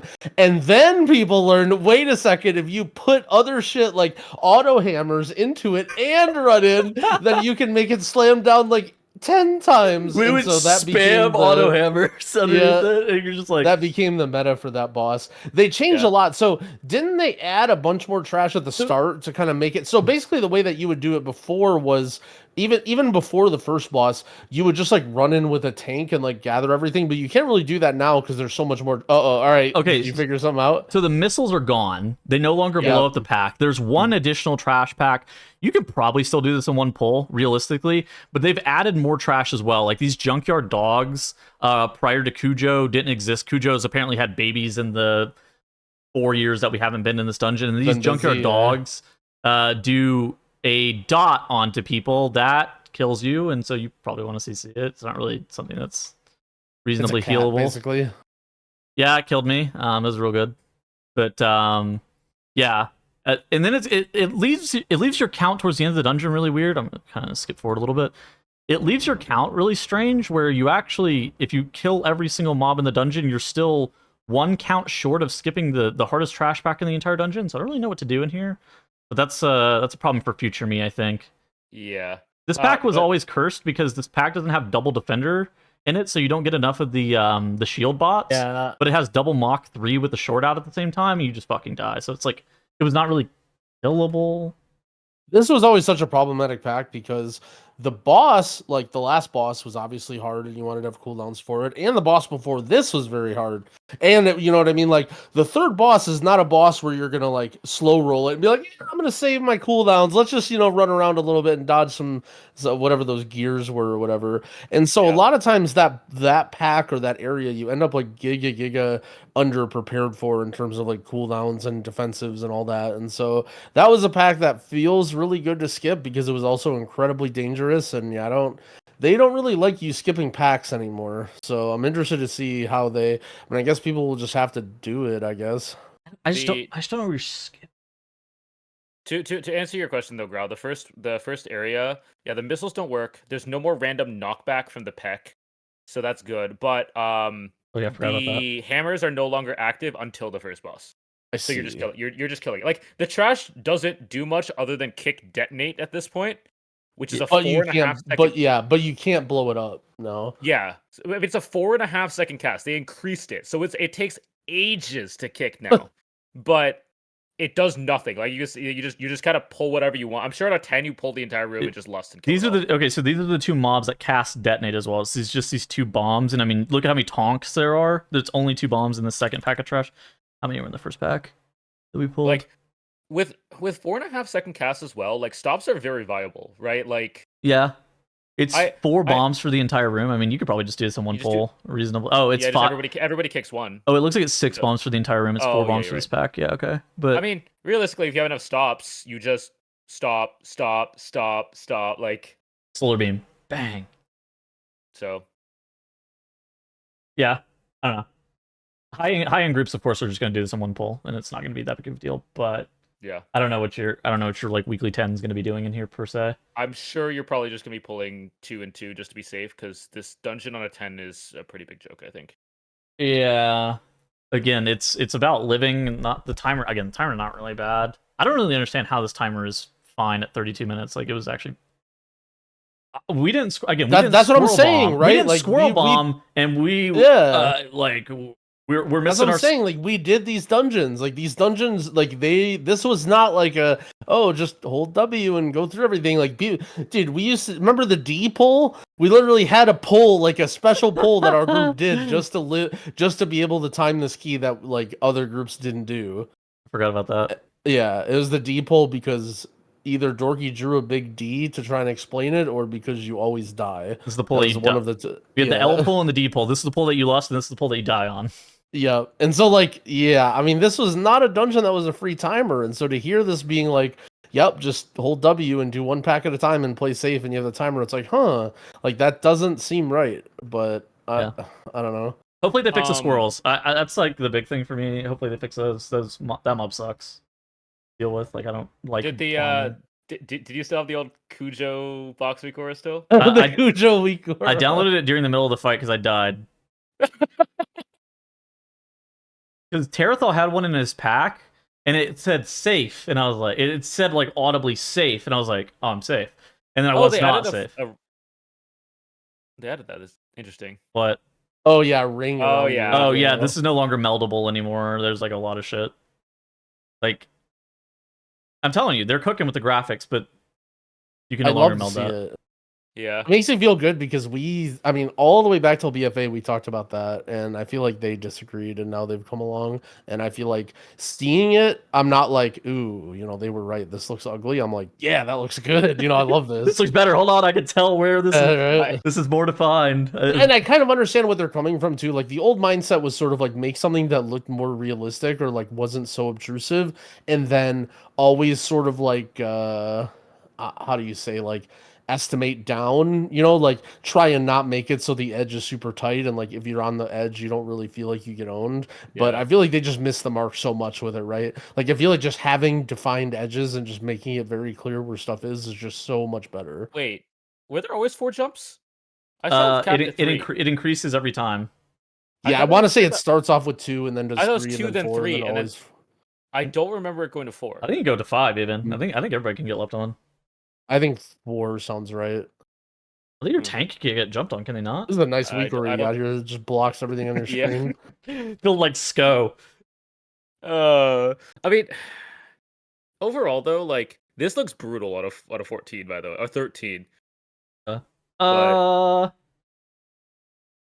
I don't know. That tank explosion, like, that's gonna be a one shot. That was for some reason the fight didn't do that much damage except for the tank explosion. I don't really understand what the fuck is going on with that tank hit. That boom, like, just, why? Like 90%.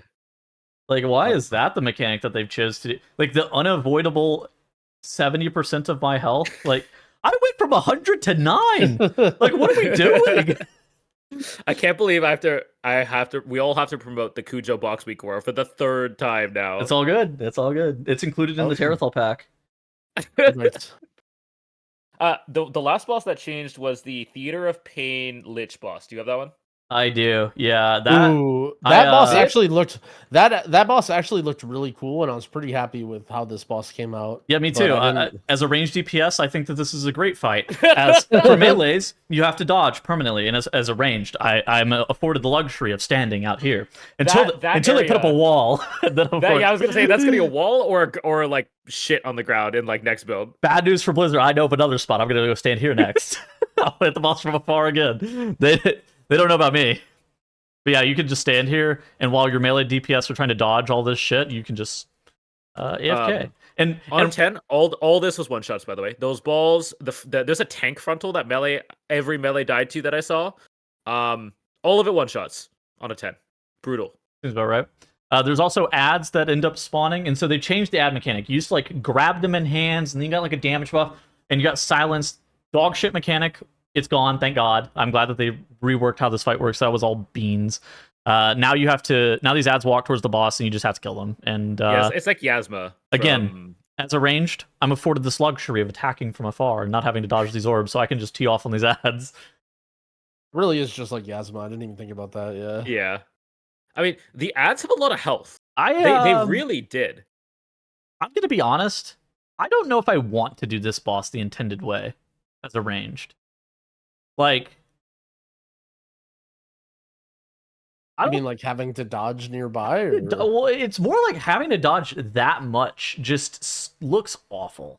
Okay, realistically, how often are you dodging, though? These things have an orbit of, like... I don't know. How 10, 15 seconds? You're moving once every 15 seconds? Or twice every 15 seconds? It depends on where you'd stand. So, like, what? You'd stand, like, here?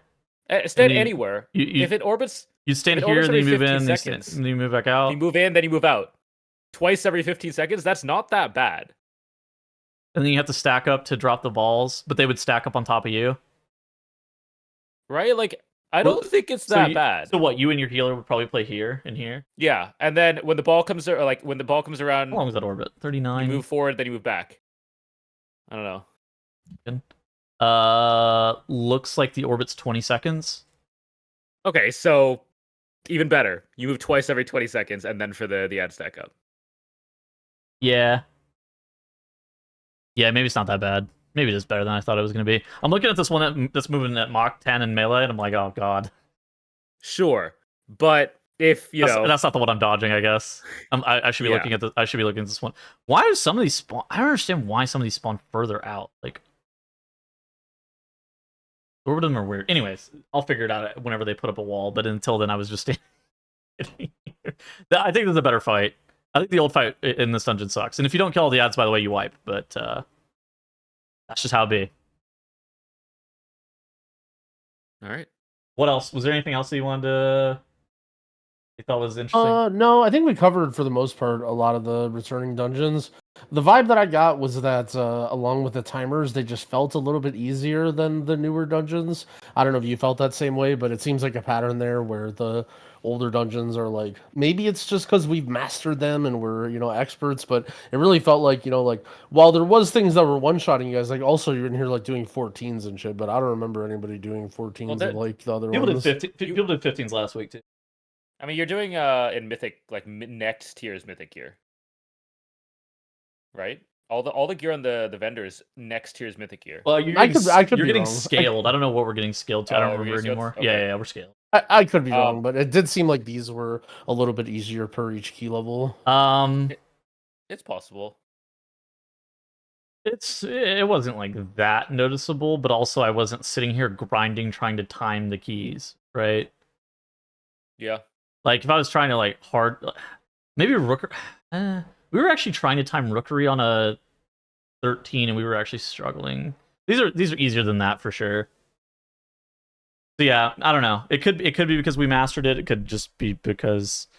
just because they are easier. By the way, we got count, and we actually skipped... I don't know if you know, like, I skipped this part of the VOD, but we jumped from this platform to this platform. We just jumped all the way down because we wanted to. Oh, that's sick. And so we actually got count doing that. We skipped a lot of trash. I think. Oh, there was more thing. Third boss Motherload. Oh yeah, I don't have a POV of me doing that fight. I've only ever seen it done. Let's see if Kalamazi has it. Yeah. Where's my VOD? Here's Kalamazi. This fight has a lot more crap on the ground now. Yeah. And that's because the boss puts out a lot of crap on the ground, and under players, but also random ones around the encounter. That's the same. But then the push mechanic where it targets a person and you have to get out of the way. First of all, does it it follows the person now? So one person will not be dodging that push and can move the cone as needed. But secondly, it looks like the cone doesn't push as far. Like, it only clears just around the boss. It doesn't have an infinite range. So, like, if you watch Kalamazi here, you're basically tanking almost exclusively on the edge because that's where the least amount of shit is going to be. Oh, they baited this first one awful. Okay. Yeah, I mean, but like immediately half the platform is covered. But Yeah. you see this blast here. It's it actually doesn't. That's it. That's all they get. You get 2 propeller blasts. So you can move the boss between them now. It's not back to back. So you can move the boss, and you get a second one that follows. You can see moves with you. But it follows you. So if you, in order to clear the stuff further away, you have to get pushed with it. Did this first person? Did he viz this off? I don't know. Hold on. Did this fully channel? I have to go back and look. It did look weird. The animation on the first one did look weird, but maybe just because it wasn't on the. So it got canceled. Did he even visit? That's why. Okay. What a griefer. Yeah. So like, there is some new learning because the cone is no longer infinite. It like pushes around you. So if you want to clear stuff behind you, you have to back up with it. Do they still have the dot mechanic on this fight? I don't think so. I think they removed that. Now it's all about space clearing. That's good. Wait, there's no dot? I don't think so. That dot was illegal, so I'm glad that. I mean, it was certainly very difficult. Oh, it doesn't look like a dot. I mean, you would expect it to go out by now. Yeah. It always picked the two nearest players. All about space management. Oh my god. Yeah. Well, so the boss didn't do that. Like, you see how the boss is like shooting swirlies and like creating fire? Yeah. That's why it seems so chaotic, is because it would only come from the pipes before, if I remember. No, she used to put it on people too. Right? It's been too long. I remember the pipes going around the room in like a circle. It would go clockwise, and then like she would I distinctly remember baiting on that boss fight. I do remember the pipes, and I remember you would drag the boss under the pipe. It would shoot clockwise out of the pipes, and so like after you saw the first pipe, you always knew where it was coming from next. But I don't remember much else after that. Frankly, it's been too long. She did have a frontal, but it was a little bit. It wasn't nearly as big as. So I'm watching about it. It wasn't nearly as big as it was. It was a frontal where she had one frontal that would be like the vacuum, right, where she would like propellant blast and like push everything, and then she would have another frontal that would just like do a cone of the fire. But it would not like this one. Like, yeah, this one is like putting out giant swirlies. It is way bigger than it was before. Yeah, and more. But yeah, dude. All right. Moving on, I just opened up this link, and the first thing I read, Squishy linked this thing. It's apparently about Prot Warrior feedback on the PTR, and the first thing I read, Protection Warrior requires a very high APM to play currently, and we feel like the APM requirement is too high. High APM, especially from frequent pressing of abilities that are off GCD, like shield block and ignore pain, can be uncomfortable or even painful for some players. So all Prot Warrior players are just boomers? Is that what I'm reading? So I've seen a lot of feedback on this, and I think a lot of people like the high APM of Prot Warrior because they find it fun. I don't know how people asked for this. I know some people liked it, but the funniest thing to me was Sense linked me this image, which is the APM of every all classes, and Prot Paladin is higher, Outlaw Rogue is higher, or about the same, and it's just like, Guardian Druid, you're spamming Iron Fur as well off the GCD. So why are they targeting Prot Warrior? Guardian Druid, you can macro Thrash, or you can macro Iron Fur into Thrash. That way, you don't have to think about anything that's going on. I mean, you can macro this as well, technically, at a much higher penalty. you could macro Shield Block into Revenge or whatever, but it would be much worse. Or I guess it would be into what? Thunderclap, maybe? Anything Shield Slam. Yeah, but Shield Slam, I guess. This is just such an odd change to me. Like, it wasn't like Prot Warrior was out of line, I feel like. You have 2 other tanks that are very high APM, 2 other DPS that are very high APM, and they target specifically this one. I mean, Outlaw Rogue has always been literally like 85 APM. I'm not shocked that this is also that high. I mean, I agree. It's just really odd to me. Do you like high APM specs? I think the game is a little bit too fast, just in general. Like, oh yeah. Like, I think that the game could actually do a bit of a reduction, use a little bit of reduction in terms of just buttons pressed just straight across the board. I don't think this is necessarily unique to Prot Warrior. But it is funny that they just only have identified Prot Warrior as the problem here. It's odd. I love the Moonkin. I love the Moonkin 54. That's me. I'm with the range. People are definitely gonna make some severe judgments off of this chart that we randomly showed. I mean, it's accurate-ish. I don't think it's exact science, but it's like close enough. Like how many? I think it gives the point around where like 5 to 6 specs are high APM. They chose 1. Yeah. So how do they decide that Prot Warrior was the issue and not Prot Paladin or Fire Mage or something? Why specifically Prot Warrior? It's not like a tank thing. Well, that's sort of the problem with the way that they handle class balance, right? Is they have like specific, like they have like people in charge of all these different classes. Like it doesn't seem like there's some overarching like, you know, oh, let's adjust tanks this way or let's adjust classes this way. It's like it feels like, oh, there's a warrior guy or there's a Mistweaver guy and there's, you know what I mean? Like isn't that how it is? So it's like, you know, the warrior guy might think that okay, this is a problem, but like, you know, he doesn't even have any say into what the prop paladin happens or whatever, you know? Like it, at least like from what I've seen about class changes, it doesn't feel like some overarching everything is, you know, kept in mind. It's just sort of like whatever the designer of that specific class or spec feels that should be done, they just sort of do it regardless of like any of the other classes.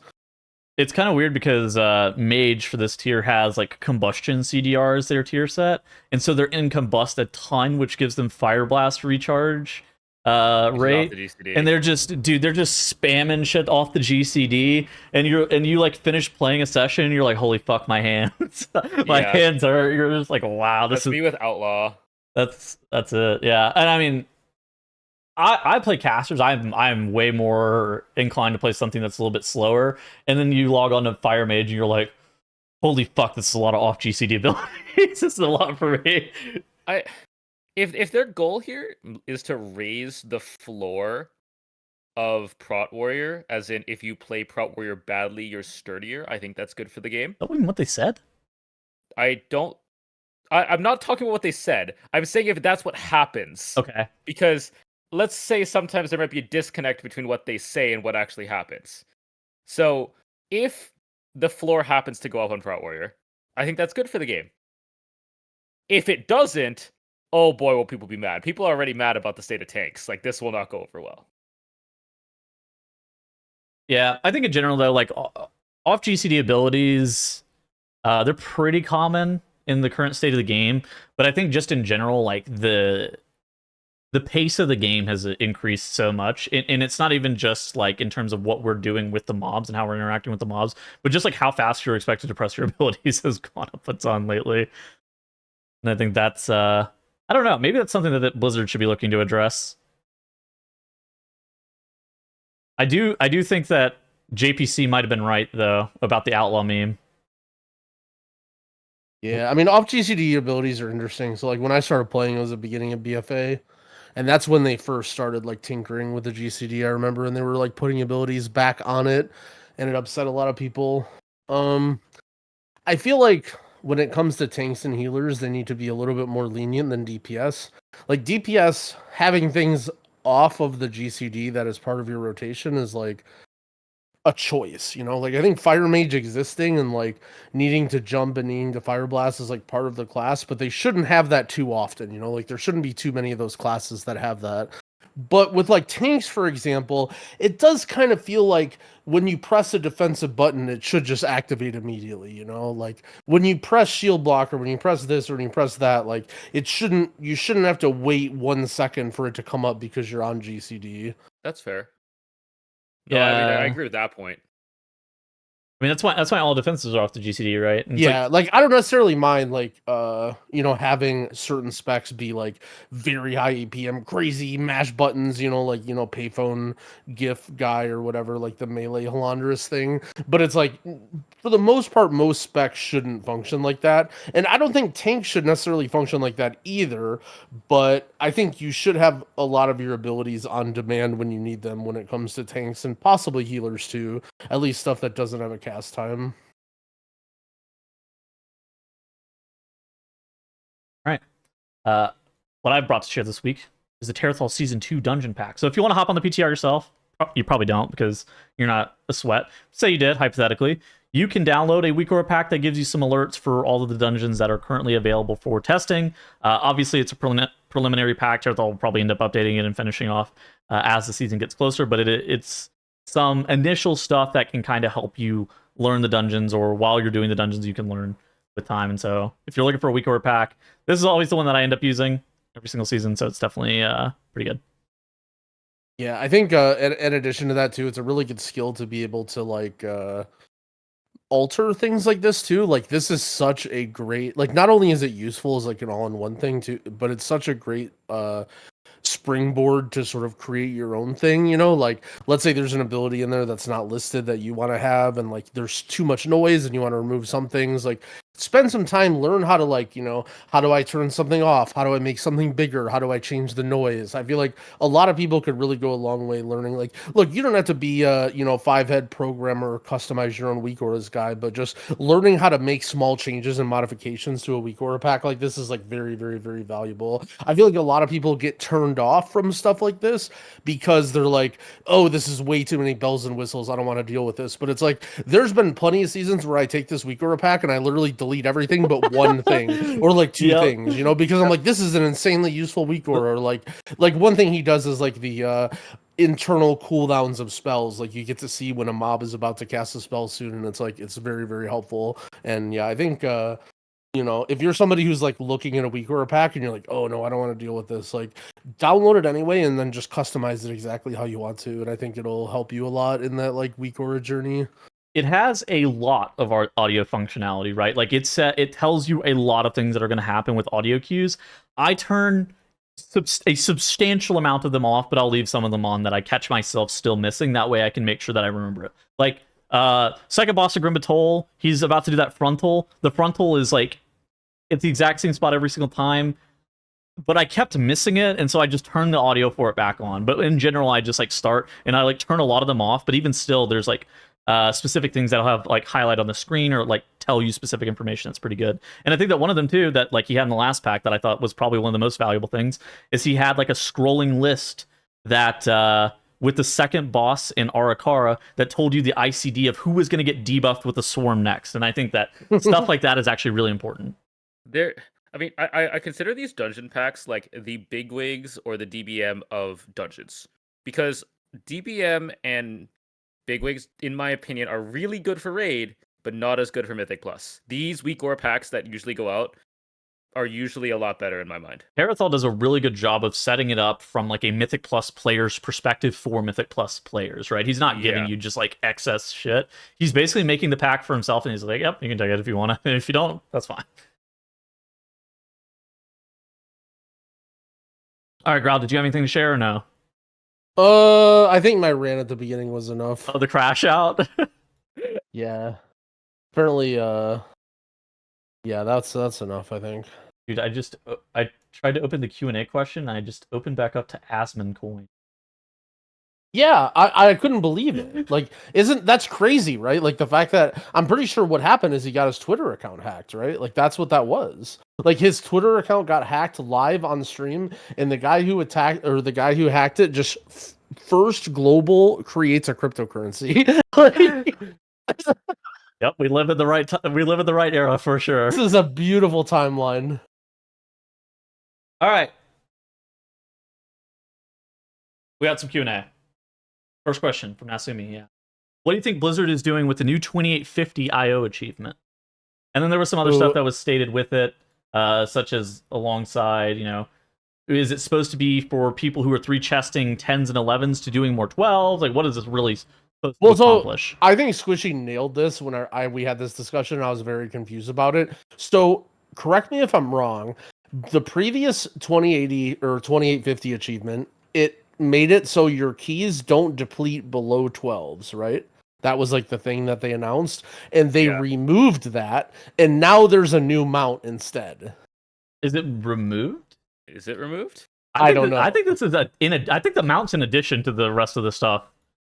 Hold on, John Wow had working on it for a second. I might be wrong, but basically what I was gonna say was that there was a lot of talk about M+, about reworking, about keys, blah, blah, blah. And I think that whole thing about keys not depleting was like not really a thing that they cared about that much, and they were sort of like throwing people a bone with it, not necessarily trying to change the way keys work. And I think that the whole point of the achievement was just to make an achievement to push people beyond 10s and acknowledge people that are doing a little bit higher keys. And I think that was the point. And then them adding amount to that sort of solidified that of like, you know, okay, this is just a goal for you guys to do, to try or whatever. So And it's not listed on the achievement anymore. so I am right. Oh my god, he was right. Wait a second. I was right. Yeah, I pay attention. People, like, there's a lot of people. They're not listening could anymore be. because they already closed. They already closed the podcast on my rant initially. But a lot of people think I don't pay attention. I don't play the game. I'm playing classic, whatever. I'm paying attention. I'm reading all this shit. Like, I just beat John Wowhead. Okay. I mean, it could just not be listed anymore, and they replaced it with the mount. It could still the keystone depletion could still be a thing. As I don't think we'll know unless. Is this Until even the somebody same does it. achievement? The War Within is. Keystone Legends Season 2? Yeah. Oh, it is? I don't think they've said anything on it, so it's probably just a thing of like Schrodinger's Growl right now, where we don't. It could be or it could not be, and we won't know until we find out. Yeah. I don't know. I think that like maybe looking at the keystone depletion system and how it works is probably to the benefit. Like, I think that keys should deplete, and I think that like depletion is actually kind of an important mechanic, but I think that how it currently works is not very good. So I don't know. I think there should be something there, but I just don't think it's what it currently sits with. I'm glad that they're doing a mount though. I think the mount's nice. It's not a recolor, so you can't really complain about that. Okay. I had a question for Q&A that I wanted to pose to the audience, to the class. Did banning levers in Mythic Plus make a difference? What do we think? Because it's been about a month and a half, right? Since Blizzard announced that they were banning levers. Did that actually do anything at all? Small. I think from a mindset perspective, like, I think it'll remove some of the very big problematic people, and then hopefully some people like think twice a little bit. But overall, is your experience going to massively change? No, I doubt it. But I think people will feel better about it. Like, I think that was a change that it was very, very well received. Like, people were happy to see that. I mean, for me, fight out in season 2. People aren't doing as many keys anymore. It's really hard to. I haven't seen a single post or anything like that. Like, that's a good point, though. We haven't seen people, on the competitive WoW subreddit. We see, population decline as expected. Nothing crazy, but like, we need more people. If at the start of season 2 people are still complaining about levers, then no, I don't think it's done anything. But that's fine. Yeah. Like, I think even if it's small, any action is good against griefers. Kind of weird how every single season, like, why was Dragonflight Season 2 so poorly received relative to Season 3? Because they didn't really do that much different in Season... Okay, so the AUG season? I mean, it was the AUG season, which is like the obvious complaint, but like Season 1 was worse received than Season 3 of Dragonflight. But now War Within Season 1's come out, and it's kind of similar-ish. And it's worse received. I don't really understand. I think it's not fair to compare seasons because of how much Mythic Plus has changed in terms of not just Mythic Plus, but also the comparisons, right? Like the fact that delves exist now. Like, people you can't keep even trying really to compare them, and I feel like I sit there and I think about it. I'm like, I don't even understand how to compare these. I don't really mind it. Like, data is always cool. I don't really mind looking at data, but I think from looking at what, trying to make any assumptions from the data, I think is not really viable. Yeah, I think it's just... I really think where they missed here was the difficulty scaling of the keys, and I think that if it was a smoother ride up the journey, I think this would have been like one of the best seasons ever. And the fact that the difficulty scaling like made people feel really bad and get stuck left a little bit of a bitter taste in people's mouth. But for the most part, like, all the changes in terms of like the affixes and the gearing and stuff, I think are very positive. Oh my god, dude, we almost forgot to talk about this. They removed a bunch of tank busters. They did. Good. I mean, it seems like they're going along the mentality of tank busters only on bosses, which is fine. I think that's good. I'm tired of every single trash pack having a tank buster, and I'm tired of being gated in dungeons behind mini bosses. It's like a pretty common theme that they used for Season 1 was like a ton of lieutenant mobs or mini bosses that are gating your progression. Yeah. I guess kind of like the follow-up to that is, how do you think Season 1 has gone? We talked about the stop change, the increased difficulty on dungeons, challengers peril. Like, we've tested all the dungeons at this point. Do you foresee any changes? Those are the three main things the community has complained about for like 10 keys. Do you see them changing any of those three this late after this much testing has been done? Dungeons more difficult, challengers peril, and I think they're already walking change. back. I think they're already changing and walking back tank changes, and I think that I think they just missed. Like when they stated their goals, what they wanted to accomplish with the tank changes, I think they just did not accomplish those goals and they missed. So I think they're kind of like making changes and trying to walk back some things to get to a better place with tank changes already. When it comes to the stops, I think no, I agree with them, and I also think that like from a design perspective, that's a really hard one to change and walk back, and I don't expect it. Challengers or the minus timer is a tough one because I fully expected them to, but by now and with all the other changes that they made, I don't know if they're going to. Maybe they do. If you would have asked me a month ago or 2 months ago, I would have said I think they're going to change it, but at this point, it feels like maybe they're just sticking with it. Tettles? I think the dungeons are a little bit easier.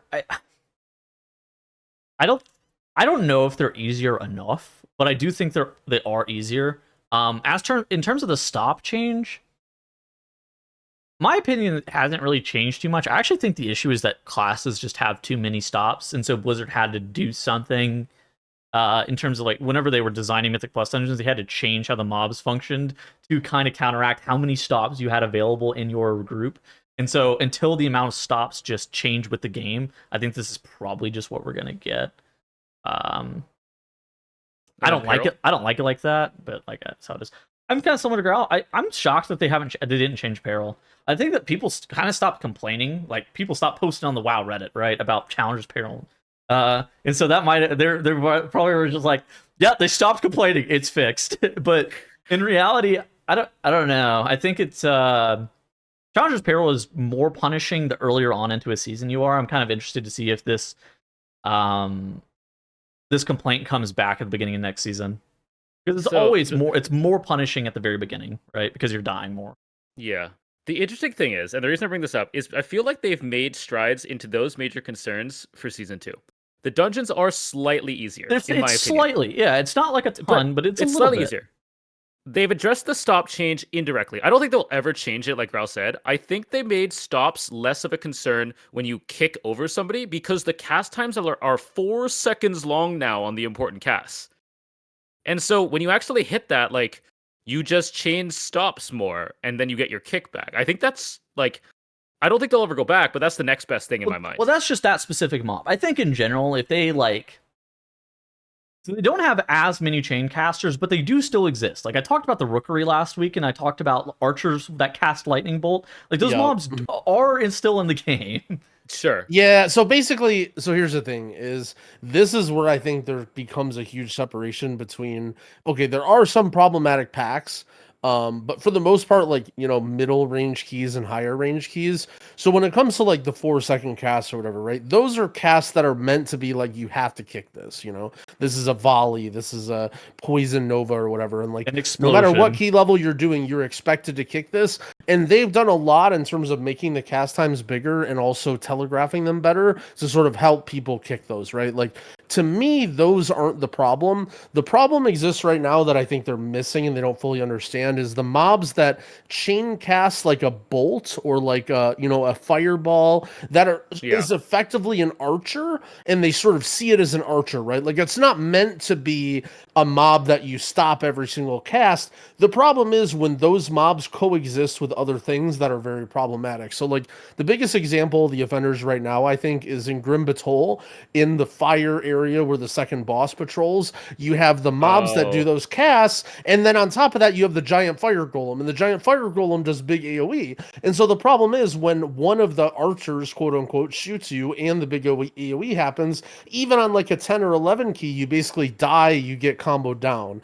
And I think that those are the things they really need to look at, is like, if they do include these like quote unquote archer mobs or like chain caster mobs, they should be more or less standalone with other mobs that only really melee or don't really do a lot of group damage, because then like that's sort of the problem, I think, right? Like I don't think anyone is like, oh man, there's too many shadow bolt volleys. Like there's, you know, for instance, at the end of City of Threads, you have those mobs that do that like AoE or whatever that knocks you back, and it's like, okay, well just don't fucking pull 7 of them, right? Like if you know, you only pull as many as you can kick, and then you kick them, and then it's fine, like even in pugs. So the problem is really like the mobs that have so many casts that you can't kick in combination with like the unavoidable other damage, or just when you have 4 bolters in the same pack or whatever. So Blizzard, I think Blizzard tried to address that with anti-sync on those mobs in particular. It's just 1 second. And so whenever they tried to address it with anti-sync, they made the bolt and so the beguilers, they have the bolt and the stun cast.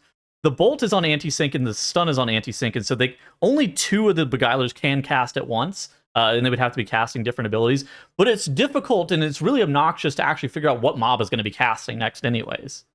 Yeah. I asked that mostly just for like the 10 crowd. I think the 12s have a different meta and different issues, but I think like they are addressing the stop change for the 10 crowd, a 10 and below crowd. Yeah. By making cast times longer. Because the major complaint with the stop change was specifically, I used my kick and somebody stunned it the second earlier. Now it's going to recast and I don't have anything. Right. But a longer cast time, I think, addresses that for that crowd specifically. And the third thing is Challenger's Peril, which is the only complaint that they didn't touch. Which is why I'm surprised at bringing that up again. It's like they hit the dungeons difficulty, they hit the stop change, they hit the tank thing. Do they like Challenger's Peril that much? I mean, they changed the affixes, they just didn't change Peril. Yeah, I feel like Challenger's Peril was such a scapegoat this season. I really don't think it was that big of a problem. And so the problem with Challenger's Peril is like it's so directly tied into the timers of the dungeon, right?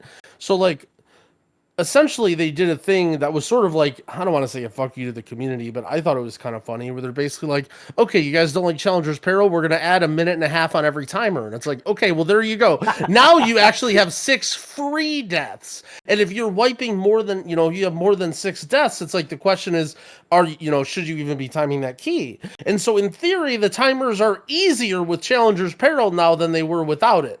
But the point is that it's tied in with the timer, right? Like it's not necessarily, you can't really just look at Challenger's Peril in a vacuum and compare like the difficulty that it adds, because you also have to think about how the timer interacts with it. So I don't know. I mean, to me, it's just not that important. And I also don't think like people dying or like wiping or like death skips, like I don't think any of that is really that problematic that they need to defend Challenger's Peril or like keep it in. Like, don't get me wrong, I'm not trying to say it's super great for the game. I just think it's not as bad as people make it out to be either. Like, I think it's just kind of like, I don't know, nothing, like if you have a lot, like deaths are already so punishing anyway. Wishy, if they remove Challenger's Peril, do you think people would immediately be going to the WoW Reddit and be like, the dungeons are too hard? Do you think they'd identify it as like a different problem? Because they were just complaining about Peril, but like... I think they'd find something else to blame, yeah. Yeah. I think, like, in the nature of like slightly nerfing the things that they're complaining about, I think they can make Peril slightly easier. 12, 10. Just to say we're listening. It's just a dumbass affix too, frankly. Yeah, like it doesn't really serve that much of a purpose either way, right? Yeah. I don't think it should be a hill that they should die on, but I also don't think it's like, it's just like not that interesting. This part of it too, like whatever. What if it's a reverse bolstering? You die, the enemies get bolstered instead of the timer. There you go. Yeah, no. New idea, Blizzard. Yeah, no. I was wiping anyways, but now I'm definitely wiping.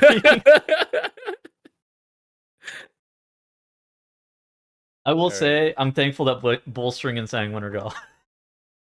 Yes. All right, that's going to conclude episode 27. Yay! All right, yeah, we had to shout out the episode number. All right, any final thoughts before we get out of here? This was Growl's Crash Out episode. Hope you enjoyed Growl watching. crashes out. We already know the title and the thumbnail, so looking forward to that. Yeah, thank you everyone for listening to me and calming me down. Also, shout out to this Dofner guy who DM'd me and asked me about the bench, and he doesn't know that I'm literally recording it right now as I talk to him. So, dude, I think he said a very nice thing and said he enjoyed the podcast. So, thank you, friend, if you're still listening. I think the thumbnail is going to be. Obviously, the title's Growl Crashes Out, and it's going to be a picture of like this still where like Gingy's sitting on top of the roof. Oh, and, yeah. Growl's going to have like the red laser eyes. Yeah, it's going to be like I'm super angry at Gingy, but really I'm just angry at everybody else. Yeah, exactly. Just completely kind of like misrepresent the Crash Out. Perfect. All right. I'll put right. drama on the thing too with the Drama? with the red arrow. Yeah. Yeah. All right. GG's. Bye-bye. GG's.